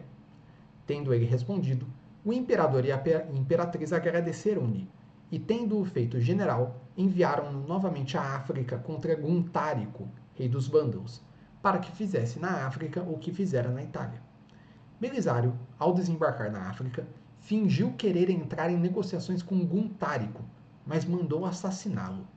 Assim, submeteu a África ao Império Romano. Do butim que tomara dos vândalos, Belisário, ao retornar a Roma, ofereceu ao bem-aventurado apóstolo Pedro, pelas mãos do Papa Vigílio, uma cruz de ouro de 100 libras, ornada de pedras preciosas, sobre a qual estavam inscritas as suas vitórias. Ofereceu também os 2 grandes castiçais de prata dourada, que ainda hoje se vêem diante do corpo do bem-aventurado apóstolo Pedro. Fez muitas outras ofertas e esmolas aos pobres, e construiu um hospital na Via Lata e outro na Via Flamínia. Naquele mesmo tempo, a imperatriz Teodora escreveu ao Papa Vigílio: Vinde cumprir o que vossa boa vontade nos prometeu a respeito de nosso pai Antimo, e restabelecei-o em seu cargo. Ou seja, ela estava mandando uma carta para o Vigílio falando assim, cumpre o que você tinha prometido para nós e restaura o Antimo de Constantinopla, que tinha sido excomungado pelo Papa Agapito, tá? Vigílio respondeu à imperatriz: Deus me guarde de agir assim, augusta senhora. O que disse outrora, disse-o erradamente e sem reflexão. Mas agora não consentirei de modo algum em restabelecer um homem herege e anátema. Embora indigno, eu sou vigário do bem-aventurado apóstolo Pedro, assim como meus santíssimos predecessores, Agapito e Silvério, que o condenaram.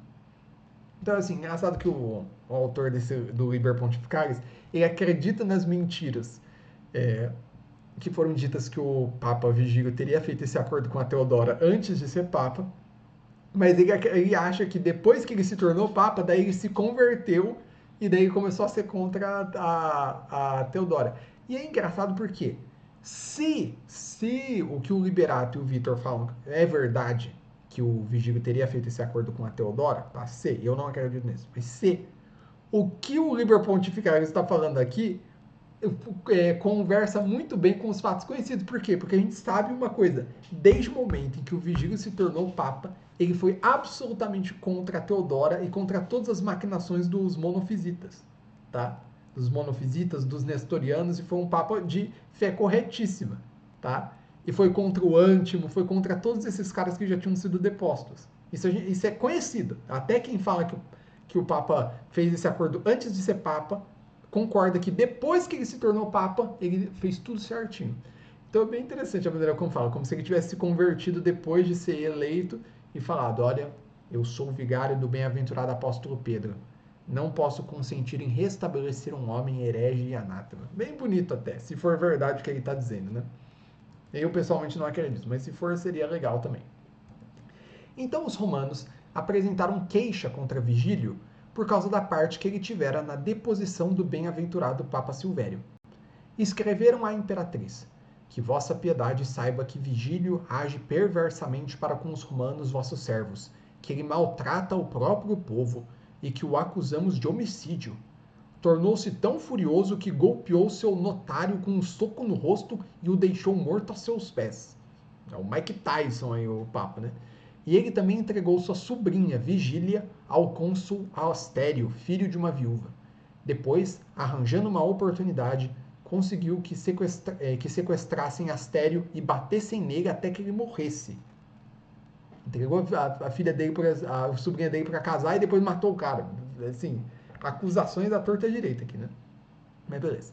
A imperatriz, tendo recebido essas acusações, enviou o escrivão Antêmio com uma forte tropa de soldados e ordens concebidas nestes termos: não prendereis Vigílio na Basílica de São Pedro, mas se o encontrardes na igreja de Latrão, no palácio ou em qualquer outra igreja, embarcai-o e trazei-o a mim. Se não me obedecerdes, juro por Deus vivo que vos farei esfolar. Uma mulher maravilhosa, né? Uma mulher muito elegante.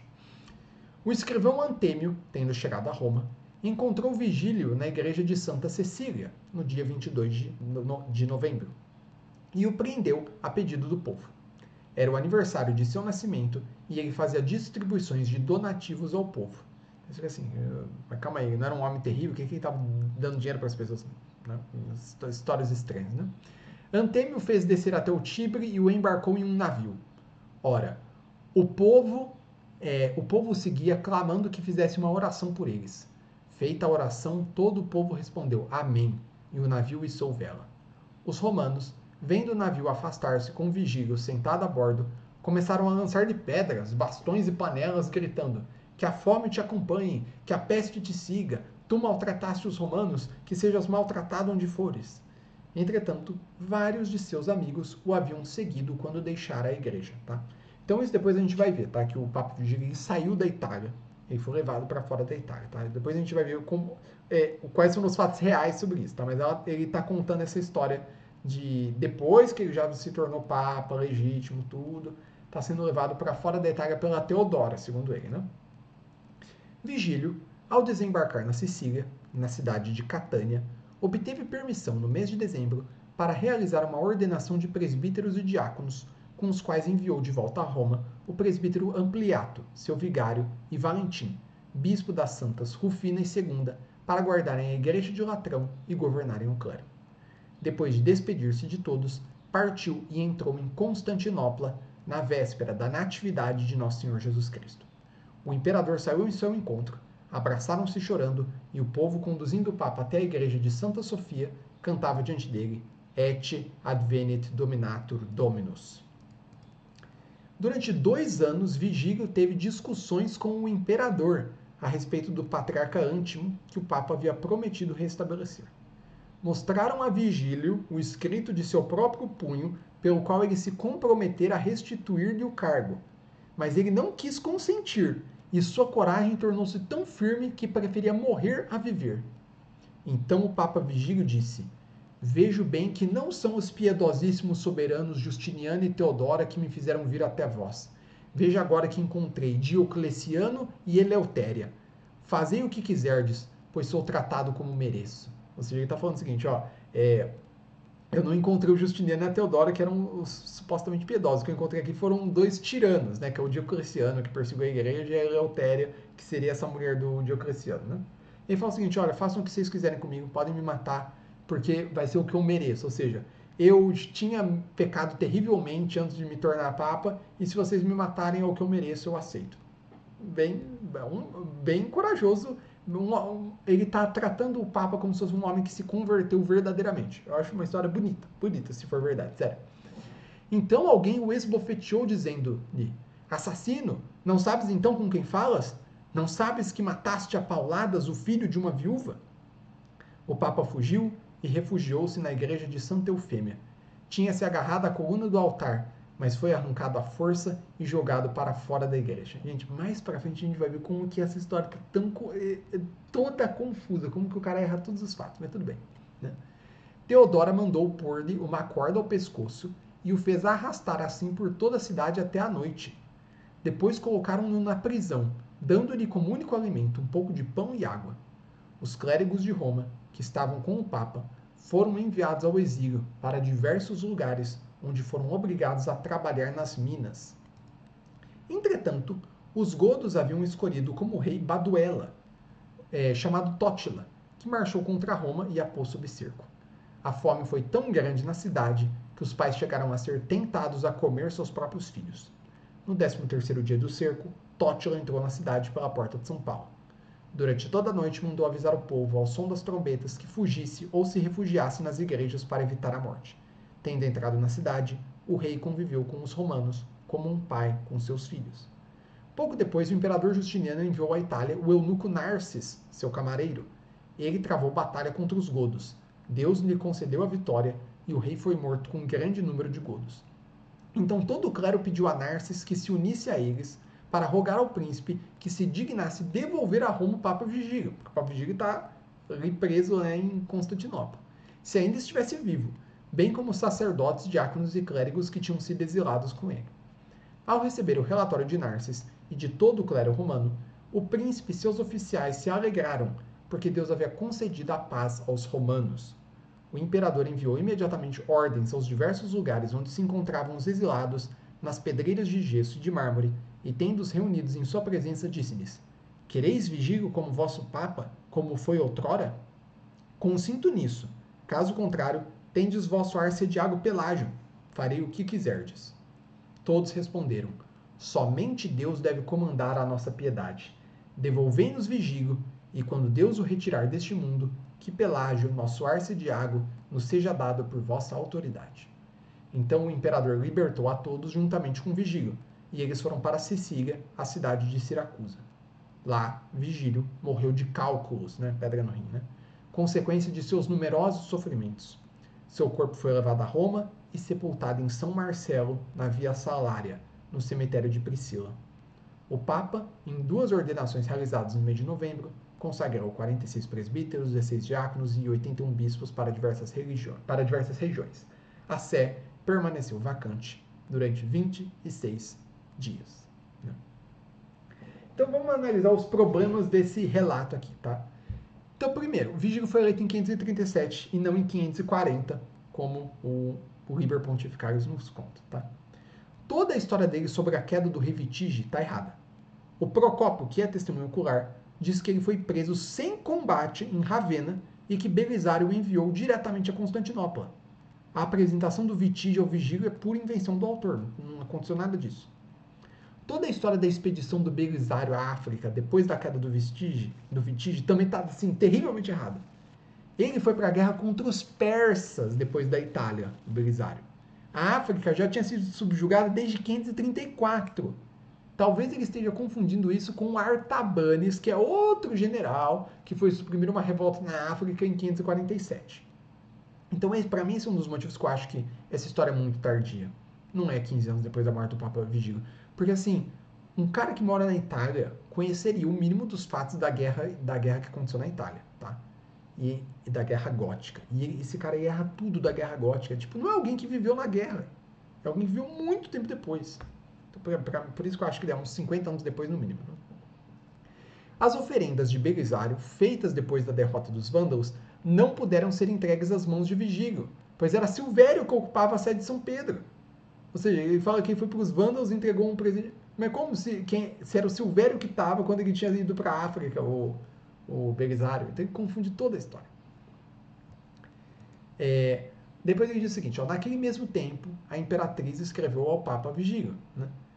Essa maneira de que ele tem de datar os fatos, que é naquele tempo, não sei o que, torna a história muito obscura.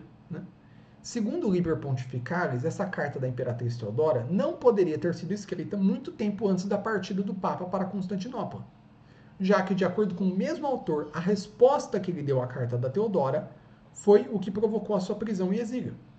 Ora, segundo os testemunhos mais seguros, a partida de Vigílio para Sicília deve ter ocorrido em 545, pouco antes de Roma ser cercada por Tótila. Isso resultaria, se ele estiver correto, que a Teodora teria esperado de 537, quando o Papa Vigílio foi eleito, até 545, ou seja, 6 a 7 anos, o cumprimento da promessa feita de restabelecer o ânimo no patriarca de Constantinopla. Quem queria supor uma paciência tão grande numa mulher com esse caráter da Teodora? que era uma mulher muito poderosa e muito violenta e impaciente. Além disso, até o teor da carta é muito fake. Né? Ela fala o seguinte: vinde até aqui para restabelecer o Antimo. Né? Mas para que ele precisaria até Constantinopla? Uma simples carta do Papa seria o bastante para conceder a jurisdição sobre o Patriarcado de Constantinopla. Como eu já mostrei também muito bem no vídeo com o Thales Muniz, se vocês quiserem ir lá no canal dele procurar. Onde o Papa faz isso de estabelecer e tirar pessoas do cargo com cartas, muito simples. A resposta que o Vigílio teria dado à carta da Teodora também é bem inverossímil. Né? Mesmo supondo que o Vigílio tivesse assumido compromissos com a imperatriz a respeito do Antimo, ele certamente teria evitado fazer qualquer alusão a isso na sua resposta. Ele era um homem hábil, um homem desejoso de apagar a lembrança de uma falta que ele tinha cometido. Ele teria simplesmente alegado as razões que não permitiam fazer o que a imperatriz lhe pedia. Ele não ia mencionar, sim, eu fiz esse acordo com você, né? Pô, ele não quer revelar isso. De resto, esses supostos escritos nunca foram apresentados contra o Papa Vigílio, e certamente a vingativa Teodora não teria deixado de usá-los se realmente existissem. O que pode ter de verdadeiro, então, embora a gente não saiba, é que a Teodora tentou em vão obter do Papa Vigílio aquilo que o Papa Agapito e o Papa Silvério tinham recusado, que era condenar ao Concílio de Calcedônia. Né? Quanto à viagem de Vigílio a Constantinopla, o objetivo dele era responder ao desejo manifestado pelo Justiniano de resolver num concílio as perturbações suscitadas no Oriente pela questão dos 3 capítulos. Gente, olha o absurdo. Essa, para mim, é a parte mais absurda de todo do Liber Pontificalis. Eu acabei de ler para vocês a história inteira do Liber Pontificalis sobre a vida do Papa Vigílio, ok? Ok? Em algum momento vocês ouviram falar de Quinto Concílio Ecumênico e de controvérsia dos 3 capítulos? Nada. Nada. Gente, essa é a principal coisa da vida do Papa Vigílio. Tipo assim, se você falar assim, qual que é a primeira coisa que vem à mente? É isso. E ele conta a vida inteira do Papa Vigílio sem mencionar isso. Ah, não aconteceu. Por isso que eu falo, gente, esse cara, eu acho que até 50 anos é ser generoso. Esse cara viveu muito tempo depois, ele não tem a mínima ideia da história do Papa Vigílio. Nada. É muito ruim essa história, gente, sinceramente. Embora seja bem bonitinha, é legal, assim, bonitinha. Mas, historicamente, é bem ruim. Tá? Eu acho inspirador as coisas que ele coloca o Papa Vigílio falando. É uma ficção piedosa. Bonitinha, mas falsa. Né? E nada se pode imaginar de mais absurdo do que as acusações que ele coloca de assassinatos, sequestros, violências que o Vigílio teria feito. Coisa que nenhum historiador contemporâneo sequer faz menção. E, inclusive, grandes inimigos do Papa Vigílio. Né? E a gente tem que emitir o mesmo juízo sobre o relato da prisão de Vigílio, pois ele não foi preso de modo algum, ele partiu por iniciativa própria, saiu de Roma por iniciativa própria, para ir até Constantinopla satisfazer o imperador. Anastásio afirma primeiro que a imperatriz enviou a Roma um oficial chamado Antêmio. Anastásio é o que é suposto como tendo sido o escritor do Liber Pontificalis, tá? Na época. Eu tenho minhas dúvidas. Eu acho que já não é o Anastásio, mas eu coloquei aqui no texto, tá? Mas assim, o autor afirma que a imperatriz enviou a Roma um oficial chamado Antêmio com grandes forças, né, com grandes exércitos, para prender o Vigílio. Mas como que a imperatriz teria enviado um exército considerável a Roma quando os godos ocupavam toda a Itália e quando o próprio Belisário mal conseguia reunir 4.000 homens? O Belisário estava passando dificuldade com falta de exército. Como é que a Teodora tem um exército aí sobrando? Né? Então, todos os detalhes da prisão, do embarque, assim... Gente, vocês leram ali, são bem inverossímeis. Os caras tacando panela no Papa. Uma história assim, gente, é muito, muito fictícia. Assim, tudo. É uma fábula completa. Né? Além disso, o que o autor nos diz sobre o sequestro apressado do Papa Vigílio e sobre a espécie de cativeiro que ele teria sido mantido, a ponto de precisar de uma permissão para realizar uma ordenação de bispos e presbíteros, é totalmente contrário ao que relata o historiador Procópio, que estava presente, testemunho ocular dos fatos. Né? Nós sabemos através dele que o Vigílio permaneceu algum tempo na Sicília e que durante a sua estadia ali, ele enviou os navios carregados de trigo para suprir as necessidades dos romanos que estavam sendo sitiados pelo Tótila. Essas duas informações provam claramente que o Vigílio, mesmo tendo atendido ao pedido do Justiniano de ir para Constantinopla, Ele não foi sequestrado por ninguém. E nem foi expulso pelos romanos. E nem foi apressado para chegar lá. Ele tomou o tempo dele. Ele queria ir para Constantinopla, parou na Sicília, calma, tem que coordenar o cuidado com os romanos que ficaram na cidade, tem que enviar navios de trigo, tem que fazer ordenações. Ele estava com calma, ninguém estava sequestrando ele, né? O autor ele ainda está tão mal informado que ele não fala uma palavra sobre os 3 capítulos, que como eu disse, gente, para mim essa é a coisa mais absurda de todo o livro dele, né? Ele mantém o mesmo silêncio a respeito do Concílio de Constantinopla e da sentença proferida pelo Vigílio na questão dos 3 capítulos. Né? Além disso, o autor supõe que durante os 2 primeiros anos da permanência de Vigílio em Constantinopla, só se tratou sobre a restauração de Antimo. Gente, isso sequer foi mencionado na história. Gente, eu vou mostrar os relatos de quem estava na época. Nem se falou sobre esse assunto do Antimo. Quando ele chegou em Constantinopla, o Vigílio se ocupou da questão dos 3 capítulos, que o Justiniano, abusando muito do seu poder, havia condenado e fizera condenar por um grande número de bispos. Questão essa que reteria o Papa por 6 anos longe de Roma e causaria 1000 incômodos e aflições a ele. A gente vai ver isso. Quanto a Antimo, o nome dele sequer é mencionado, gente. E além disso, como que o Justiniano ia pedir a restauração do Antimo depois de ter condenado ele como herege na carta que escreveu a Menas no tempo do Papa Silvério? Ou seja, o Justiniano condenou o Antimo. Por que ele estaria querendo restaurar o cara? Assim, essa história é muito absurda. Essa história do Liber Pontificalis é absurda. A outra, essa cena da bofetada dada no Papa, a passeata que fazem com ele durante a noite por Constantinopla, o aprisionamento por ordem da Teodora, é totalmente imaginação. O Vigílio, de fato, ele sofreu tratamentos terríveis, terríveis que nós vamos ver, terríveis, como ele mesmo declara na encíclica dele. Encíclica maravilhosa, gente. Se preparem para um texto fantástico, né? Ele foi arrancado da coluna do altar na igreja de São Pedro.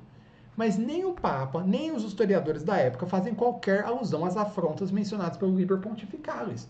Afrontas cuja publicidade, já que estão falando que foi tudo feito em público, e a sua gravidade não seriam permitidas passar em silêncio. Né? E outra coisa, é falso que o Papa Vigílio tenha sido maltratado pela Teodora. A Teodora estava morta quando ele chegou em Constantinopla.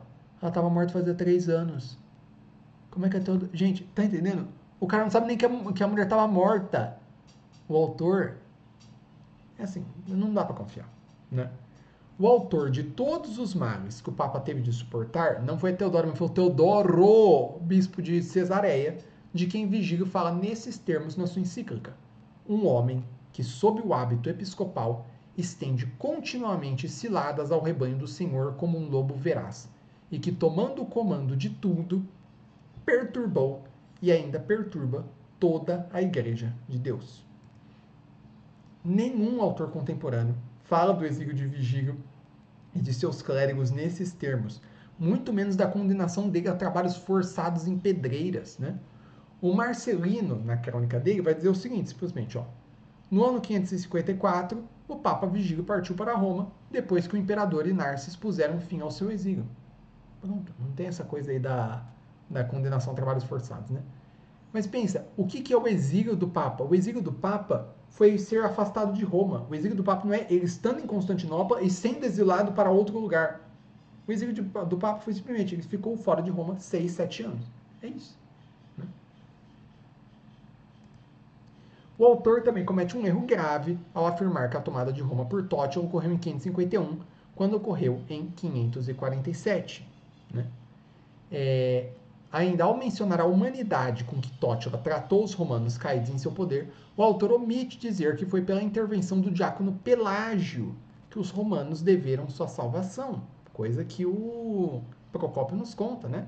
Ele preserva a memória desse benefício ignorado pelo esse ingrato autor que escreveu a história do Pelágio logo depois do Vigílio. Então ele também é cheio de fatos errados sobre o próximo Papa, sobre o Silvério, ele erra tudo, gente. É terrível, né? Não estou falando que o Liber Pontificalis é inútil, tá? Ele tem algumas biografias boas, escritas na época. Essas não são, né? E a cena que encerra todo o livro é ficção pura, né? Apenas uma circunstância desse relato é confirmada pela história, que é a participação do Narses, o vencedor de Tótila, no retorno de Vigílio a Roma. Mas a proposta que o Justiniano teria feito aos romanos, oferecendo eles escolherem entre o Vigílio ou Pelágio como papa, nada disso é verossímil. Que motivo o Justiniano teria para substituir o Vigílio pelo Pelágio? Nenhum. O Vigílio é que tinha acabado de pronunciar contra os 3 capítulos a sentença de condenação que o imperador esperava dele. Se o Vigílio fez exatamente o que o imperador queria, por que ia substituir ele? Né? E além disso, é certo que o Pelágio compartilhava da mesma opinião que o Papa sobre esse ponto. Não. Então o autor da biografia do Vigílio quis lançar sobre Pelágio a suspeita de ter intrigado junto a Justiniano para suplantar o Vigílio. Né? É, é bem ruim, é bem ruim, temos que admitir isso. Tá? Então, não permitam, pessoal, não permitam que qualquer um venha com essas acusações contra o Papa Vigílio baseado nesses documentos, ok? Pode ter acontecido? Pode, com uma, sei lá, 0,5% de chance. Vamos supor que tenha acontecido isso que ele falou, tá? Vamos supor que todas essas acusações sejam verdades contra o Papa Vigílio. Qual a conclusão a gente vai tirar? Que o Papa Vigílio, antes de ser Papa, era um homem terrível. Um criminoso, um assassino, um simoníaco, um herege. A gente vai chegar nessa conclusão. Mas e depois de se tornar Papa? Ou seja, depois que o Silvério morreu, porque o Silvério morreu, ele não é Papa. Depois que o Silvério morreu, que conclusão que você chega? Que ele é um homem perfeitamente correto. Ele defendeu a doutrina da igreja até o fim, em todo momento.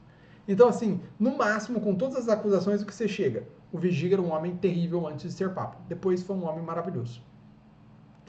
Mas nem isso eu acredito, gente. Como a gente viu, é muito falso essas acusações. Não dá para acreditar, tá? Então agora vamos começar a ver as palavras do próprio Papa Vigílio, vamos começar a entrar na vida do Papa Vigílio. Mandamos fora todas essas acusações sobre a vida dele, então vamos falar só sobre o Papa Vigílio. Eu agradeço muito a tua paciência, gente. Eu sei que a gente leu muito um texto pesadão agora. Eu te garanto, daqui para frente não tem mais esse pesadão histórico, chato, de analisar acusações. Agora vão começar a ser textos mais interessantes, tá? Muito obrigado aí pela paciência. Então vamos começar no ano 536. A gente tem esse relato do Procópio dizendo: assim falou Vitige, rei dos godos, e todos os godos aprovaram suas palavras e se prepararam para a jornada. Depois disso, Vitige dirigiu uma longa exortação a Silvério, o sacerdote da cidade, ao Senado e ao povo romano, recordando-lhes o governo de Teodorico, e exortou a todos que permanecessem fiéis à nação dos godos, obrigando-os com juramentos mais solenes a fazê-lo. Ou seja, o Papa Silvério era super a favor dos godos, né? Que só estou mostrando as fontes históricas do que a gente já tinha mencionado, né? No ano 537, Procópio vai nos dizer: Belisário, então, ocupava-se em organizar seu exército, mas os habitantes de Roma, temendo que todas as calamidades que haviam caído sobre os napolitanos também lhes sobreviessem, decidiram, após refletirem sobre o assunto, que seria melhor receber o exército do imperador Justiniano na cidade. E mais do que qualquer outro, Silvério, o sumo sacerdote, os incentivou a adotar esta decisão. Ou seja, o Silvério acabou sendo a favor de receber o imperador Justiniano, mas o fato dele ter sido aliado aos godos antes acabou ficando ruim para ele, né? Mas surgiu uma suspeita contra Silvério, o sumo sacerdote da cidade, de que ele estaria envolvido em negociações traiçoeiras com os godos, e Belisário o enviou imediatamente para a Grécia, e pouco depois nomeou outro homem, chamado Vigílio, para o cargo de sumo sacerdote. Pela mesma acusação, ele baniu de Roma alguns senadores, mas mais tarde, quando o inimigo abandonou o cerco e se retirou, restaurou-o às suas casas. Daí vai dizer, esse daqui é o Conde Marcelino, que é um outro historiador da época, né? Ele vai dizer que no ano 537, Vitige, tirano, reunido o exército, cerca Roma. Nessa ocasião, Belisário removeu do episcopado o Papa Silvério, que lhe era favorável, e em seu lugar ordenou o diácono Vigílio. O Procópio continua. Então Vigílio, tomado pela ira e pela perplexidade, enviou primeiro alguns de seus guarda-costas a Ravenna, com ordens de matar todos os senadores romanos que ele, Belisário, havia levado para lá no início da guerra.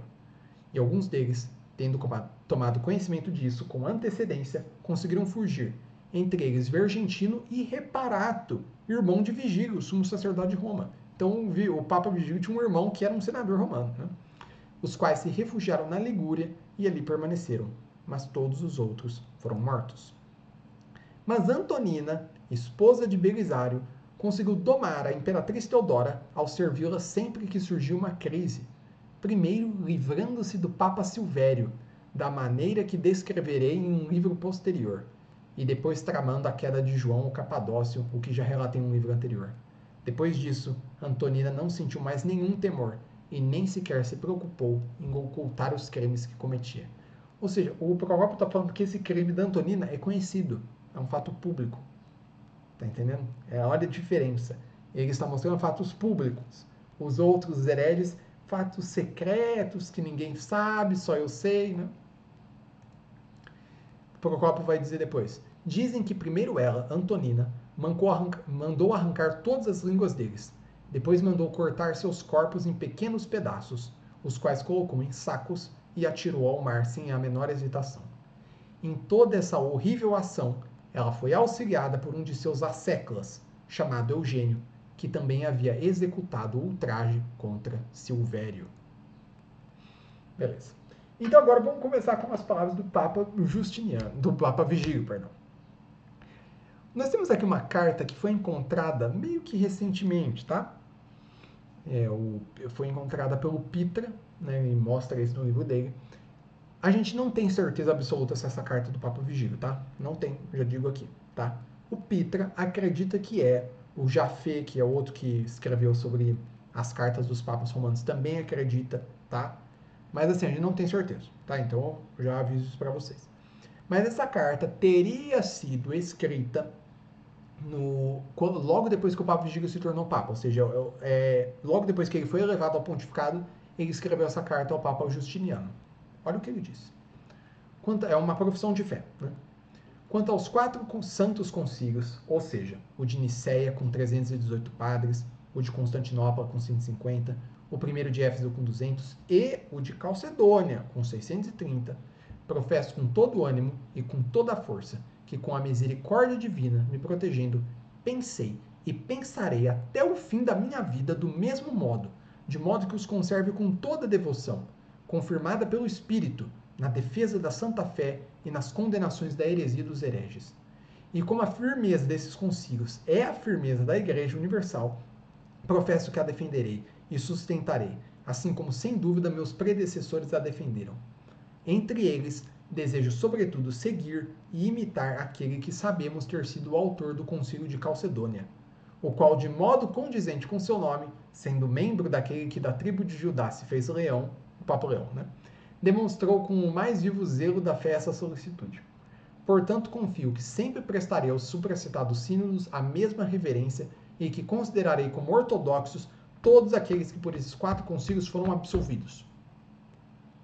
Então, qualquer um que está acusando o Papa Vigílio de que era contra o Concílio de Calcedônia, gente, é literalmente o primeiro documento que ele escreveu, tá? Eu tenho certeza absoluta disso? Não tenho. Esses especialistas acreditam que sim, tá? Estou confiando na palavra deles, tá?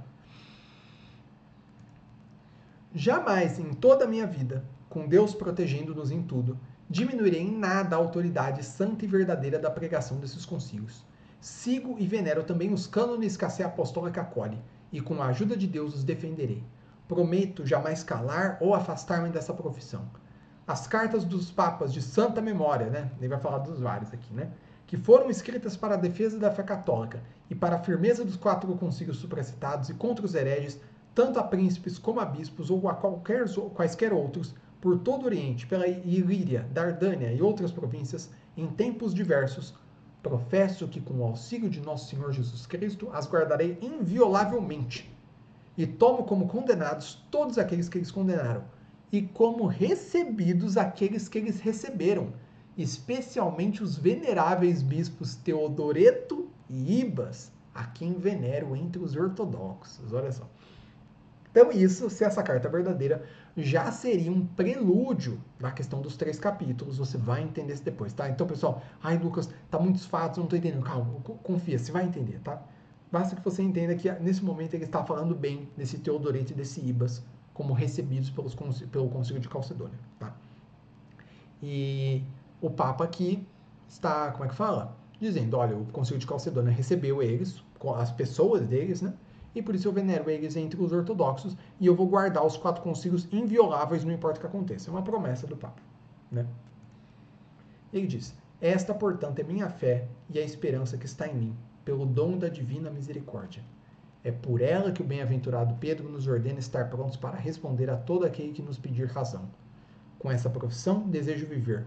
Com ela, desejo comparecer diante do tribunal de Cristo. Por meio dela, creio ser absolvido de meus pecados e ser conduzido à glória, à direita do Pai, pela misericórdia divina. Quem quer que pense, creia ou pregue o contrário, seja anátema pela santa e universal Igreja de Deus. Então isso foi no ano que ele foi eleito. Tá. Vamos para o ano seguinte. No dia 7 de março de 538, ele envia uma carta ao São Cesário de Arles, né? Quem vai dizer o seguinte: por isso, acolhemos com apreço a consulta feita por nosso glorioso filho, o rei Teodeberto, a qual ele julgou dever dirigir-nos por meio de Moderico, homem ilustre e seu legado. Nesta consulta, ele deseja ser instruído sobre qual penitência poderia purificar a culpa daquele que ousou contrair união ilícita com a esposa de seu irmão. Então a gente tem esse rei, eu acho que francês ou espanhol, agora não, rei francês, um rei ali dos bárbaros franceses, que resolveu casar com a cunhada, né? Coisa típica de bárbaros, né? E é um homem que se arrependeu, um homem que quer se converter, esse rei. E ele quer saber qual que é a penitência que ele deve fazer para se purificar dessa falta. E ele quer saber qual que é a penitência que o Papa dá para ele. Tá? E daí o bispo de Arles envia uma carta ao Papa para falar, olha, eu gostaria de saber qual que é a penitência que a Sé Apostólica dá para esse homem. Então a gente vê a autoridade grande do Papa, que internacional, dando penitência para reis em outros países. Né? A este, com efeito, enviamos uma resposta por meio de nossos emissários, cujo teor tua fraternidade encontrará no que segue abaixo, indicando que uma falta como essa só pode ser expiada com profunda aflição do coração. Daí tem uma outra carta aqui que é para o bispo de Braga, bispo Profuturo II, né? Vai dizer: e ainda que a voz deles, apóstolos, tenha se difundido por todo o mundo e as suas palavras se estendido até os confins da terra, os corações da tua caridade se mostraram fiéis a Cristo. Contudo, se algo disso ainda não tiver brilhado com plena luz na igreja, que com a ajuda de Deus te foi confiada para governar, voltas à mesma fonte de onde havia manado aquela água salutar, né? Voltas a Roma. Por isso acolhemos isso com a devida caridade, pois quiseste com confiança que nossa resposta firmasse aquilo cuja observância disseste ser duvidosa entre os teus. Portanto, saudando tua dileção no Senhor, cremos que serás instruído ponto por ponto sobre o que sustenta a autoridade da Sé Apostólica segundo a disciplina católica, com alguns capítulos também das santas regras anexadas abaixo. Então a gente vê um homem muito consciente da sua autoridade papal desde o começo.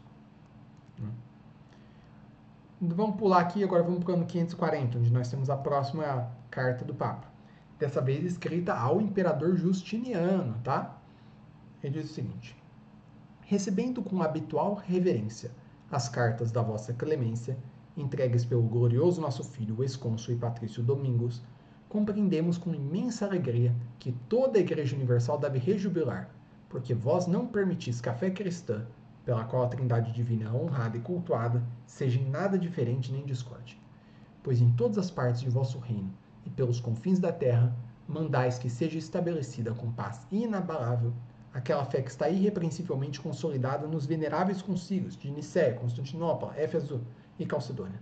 Não considerais digno sequer do nome cristão quem se separa da unidade desses sínodos, e julgais já condenado, não apenas a ser julgado, aquele que não defende essa fé com todas as forças.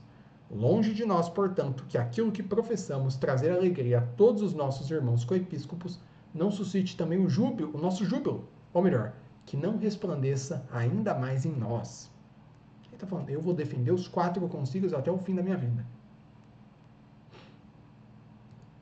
Por isso, venerável imperador, recebemos com devota e reverente congratulação o fato de que, inflamado pelo ardor da fé e pelo comovente impulso de uma doce indignação, também nos dirigisse as palavras piedosas, nas quais os bem-aventurados pastores da Sé Apostólica, Celestino e Leão, que ao condenarem cada heresia conforme a divina dispensação confiadas a eles em Assembleia Sinodal, estabeleceram como lei destinada a durar para sempre o que todos os cristãos devem em geral seguir.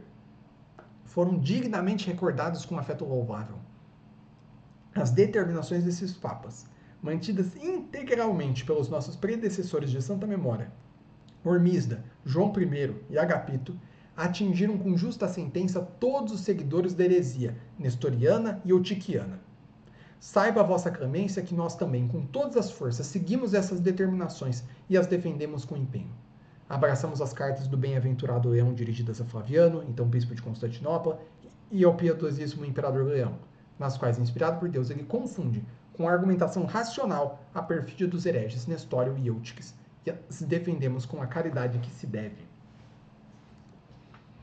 Ele continua: e embora nossa sinceridade de alma e fé, por graça de Deus, não nos permita desviar dessas verdades, vossa admirável prudência há de considerar que não devem ser considerados dignos de serem bispos aqueles que não guardam inviolavelmente os decretos da Sé Apostólica. Portanto, seguindo por inteiro aquilo que foi definido sobre a fé pelos padres dos 4 santos concílios e nas cartas do Papa Leão, bem como nos decretos dos nossos predecessores supracitados, condenamos, com a autoridade aprovada da Sé Apostólica, os que contradizem essas doutrinas e os anatematizamos, todos quanto tentarem discutir de modo perverso ou duvidar com infidelidade da exposição e retidão da fé. Afastamos da unidade apostólica aqueles que, contrários às definições dos concílios de Nicéia, Constantinopla, Éfeso e Calcedônia e das cartas do Papa Leão, sustentam o contrário. E abraçando e aprovando em tudo o libelo de vossa fé, o libelo do Papa Ormisda, a fórmula de Santo Ormisda, tá? Que o Justiniano tinha escrito, é dessa que ele está falando. Que vossa clemência, com devoção ortodoxa, entregou ao nosso predecessor Agapito, nada aceitamos do que diverge da fé desses santos papas, a não ser que os que estão imersos em heresia se arrependam com penitência adequada e, condenando tudo que foi dito com ímpia audácia contra essas definições, rejeitem os erros heréticos com subscrição e confissão e se convertam com rigor canônico, para assim merecerem participar do sacramento da Sagrada Comunhão. Ou seja, tá todo mundo, quem vai contra os concílios e os papas está anatematizado, mas se arrepender, nós concedemos o perdão. Um homem misericordioso. Né? Quanto ao nosso irmão e coepiscopo Menas, lembra, se você quiser conhecer mais sobre o São Menas, veja meu vídeo com o Thales Muniz. Que, recordando seu libelo entregue a Agapito, a fórmula de Ormisdas de novo, com vosso consentimento por ocasião de sua ordenação, seguiu a disciplina da Sé Apostólica e anatematizou os hereges Severo, Pedro de Apameia, Antimo, que por ambição ilegítima usurpou a sé de Constantinopla, Zenaias, Teodósio de Alexandria, Constantino de Laodiceia, blá blá blá. Acolhemos com prazer esta condenação e firmamos com a autoridade da Sé Apostólica, estendendo a mesma pena a todos os cúmplices. Mas como dissemos acima, se conforme os decretos da Sé Apostólica e dos concílios precedentes, alguém renunciar aos erros e abraçar os decretos ortodoxos, abrimos-lhe o caminho da penitência e da comunhão. Suplicamos que, em tempo algum, permitais que os privilégios da sé de Pedro sejam diminuídos pelas ciladas de qualquer insidioso traidor, pois se forem turbados ou diminuídos, o que não queremos, equivaleria à violação da própria fé. Violentar os privilégios da sé apostólica equivale a violar a própria fé. A vossa piedosa sabedoria certamente sabe que merece plenamente aquela recompensa da autoridade do bem-aventurado apóstolo Pedro, quer a preservei nos privilégios dele, quer em nossa humilde pessoa, com Deus vos auxiliando. Suplicamos pelo mesmo apóstolo Pedro, cuja causa vos apreceis em defender como ardoso cristão, que vossa clemência se digne ler tudo, para que nada fique por esclarecer. Pois sabemos que, assim como Deus vos deu a vontade de seguir sua lei, também vos concedeu sabedoria singular para ordenar todas as coisas de forma que nenhum sacerdote fiel seja perturbado, nem na religião, nem em qualquer direito. Assim pensamos ter dado, dentro do possível, a razão que vossa cristandade exigia. Ainda que, diga-se, ninguém jamais poderá provar que cometemos algo contra os concílios ou contra os decretos dos nossos predecessores da sé apostólica. Aquilo, porém, que diz respeito à fé católica e à nossa alma, pela qual, como vossa clemência sabe, temos mais que outros o dever de cuidar, tanto pelo ofício sacerdotal quanto pelas muitas graças que recebemos de vós, não deixamos de sugerir. Em primeiro lugar, suplicamos e pedimos a intercessão do bem-aventurado apóstolo Pedro, a quem amais, que sempre envieis a esta sé apostólica representantes ortodoxos e agradáveis a Deus, isentos de qualquer ruga ou mácula da fé, para que por meio deles tudo o que diz respeito ao bem público seja salutarmente ordenado, e a integridade da disciplina católica nunca se perturbe para a salvação de vossa alma. E porque confiamos ao nosso filho Domingos, portador desta carta, algumas coisas a serem ditas de viva voz, esperamos que com vossa clemência, inspirada por Deus, se digne escutá-las com agrado, e especialmente ordenar com vossa habitual providência cristã aquilo que possa favorecer a paz da Igreja e o bem da comunidade universal. Gente, eu preciso comentar essa carta para falar o quão consciente o Papa Vigílio está da sua autoridade suprema, da sua supremacia papal. Eu acho que está muito óbvio. E no mesmo dia mesmo, ele escreveu uma carta a São Menas de Constantinopla, em que ele vai dizer: embora, com a ajuda de Deus, tenhamos feito e acreditado ter feito tudo que era necessário ao apresentar ao Senhor nosso Filho, Sereníssimo e Cristianíssimo Imperador, questões eclesiásticas, julgamos também necessário dirigir estas cartas à vossa caridade por intermédio da pessoa do Cristianíssimo Patrício Domingos. Reconhecei, portanto, com grande júbilo e alegria, que afirmais inviolavelmente guardar os santíssimos sínodos de Nicéia, Constantinopla, Éfeso e Calcedônia, nos quais são demonstrados os fundamentos da fé ortodoxa e apostólica, assim como a leitura da promessa feita a nosso predecessor, de santa memória, Agapito, o testemunha, seguindo especialmente o que foi estabelecido em tudo pelo bem-aventurado Leão, nosso predecessor. De novo, fórmula de Ormisda, que foi enviada por Agapito. Que honra seria mais digna para a vossa caridade do que não se desviar da doutrina dos prelados romanos? Perceba que isso é até uma citação da fórmula de Ormisda. Né? Ou, o que não seria mais agradável do que abraçar na caridade de Cristo nosso Senhor os que preservam os feitos de nossos predecessores? Por isso, saudando-vos espiritualmente, encorajamo-vos e vos dirigimos continuamente com a devida afeição, para que sigais em todas as coisas a norma, o ensinamento e a orientação deles, como prometestes e indicastes. Os arquivos da vossa fraternidade estão repletos dos escritos santos e veneráveis do bem-aventurado Leão, nosso predecessor, destinados aos vossos predecessores pelo mesmo pontífice. Ali se lê também o que foi prometido aos nossos predecessores. Não acrescentastes nada de novo à sentença outrora decretada pelos padres, nem era de modo algum necessária por parte de prelados tão ilustres, vigários do bem-aventurado Pedro, uma nova sentença contra os autores dessas heresias, pois quem é reconhecido como seguidor de heresia já está, não apenas pela nova lei, mas pela própria condenação de seu autor, devidamente atingido.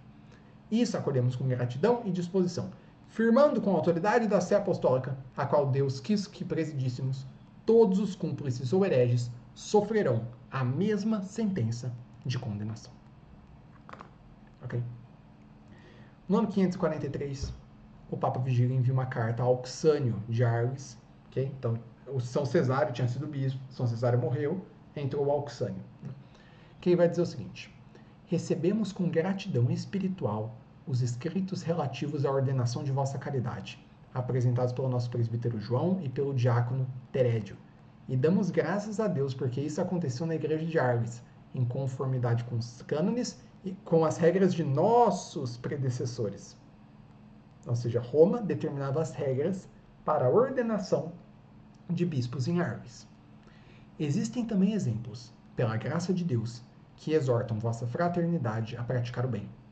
Se quiserdes imitar aqueles bens que vosso predecessor, o São Cesário, recebeu da sé apostólica a partir da fundação da pedra da doutrina do Senhor e os executou em atos concretos, e se não desviardes em nada das determinações da sé apostólica, como está escrito, recebereis, sem dúvida, a coroa que Deus dá aos que o amam. quanto aquilo que vossa caridade nos pedistes, tanto sobre o uso do palio. O palio, gente, vocês já devem ter visto o bispo usando um tecido que ele coloca aqui, parece meio que uma espécie de uma estola assim, que o bispo coloca aqui, que é o símbolo da sua autoridade episcopal. E nessa época, os papas, eles davam para os bispos o palio, que eles, se o bispo não tivesse o palio do papa, ele não tinha autoridade. No Ocidente era assim.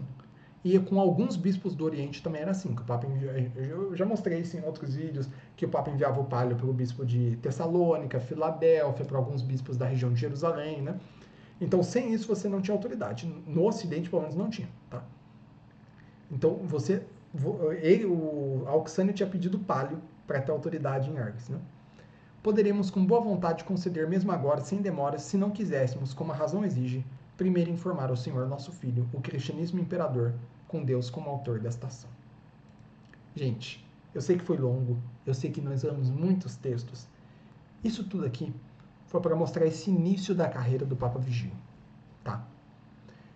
Então vocês veem que todas as acusações que fazem sobre ele, sobre ser um homem que no princípio estava envolvido em heresia, um homem que seria contra o Concílio de Calcedônia, um homem que seria contra o que os papas tinham dito.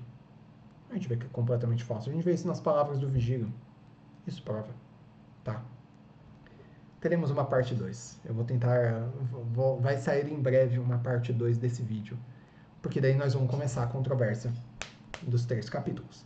Até agora foi o prelúdio dessa controvérsia. Daí vai começar. Daí as acusações de heresia do Papa nesta controvérsia, nós vamos analisar e vamos colocar por terra, vamos destruir essas acusações, tá bom? Muito obrigado pela tua paciência. Por favor, comenta embaixo. Eu te peço essa ajuda. Curte e comenta embaixo o que você achou desse vídeo. Deus abençoe vocês. Tchau.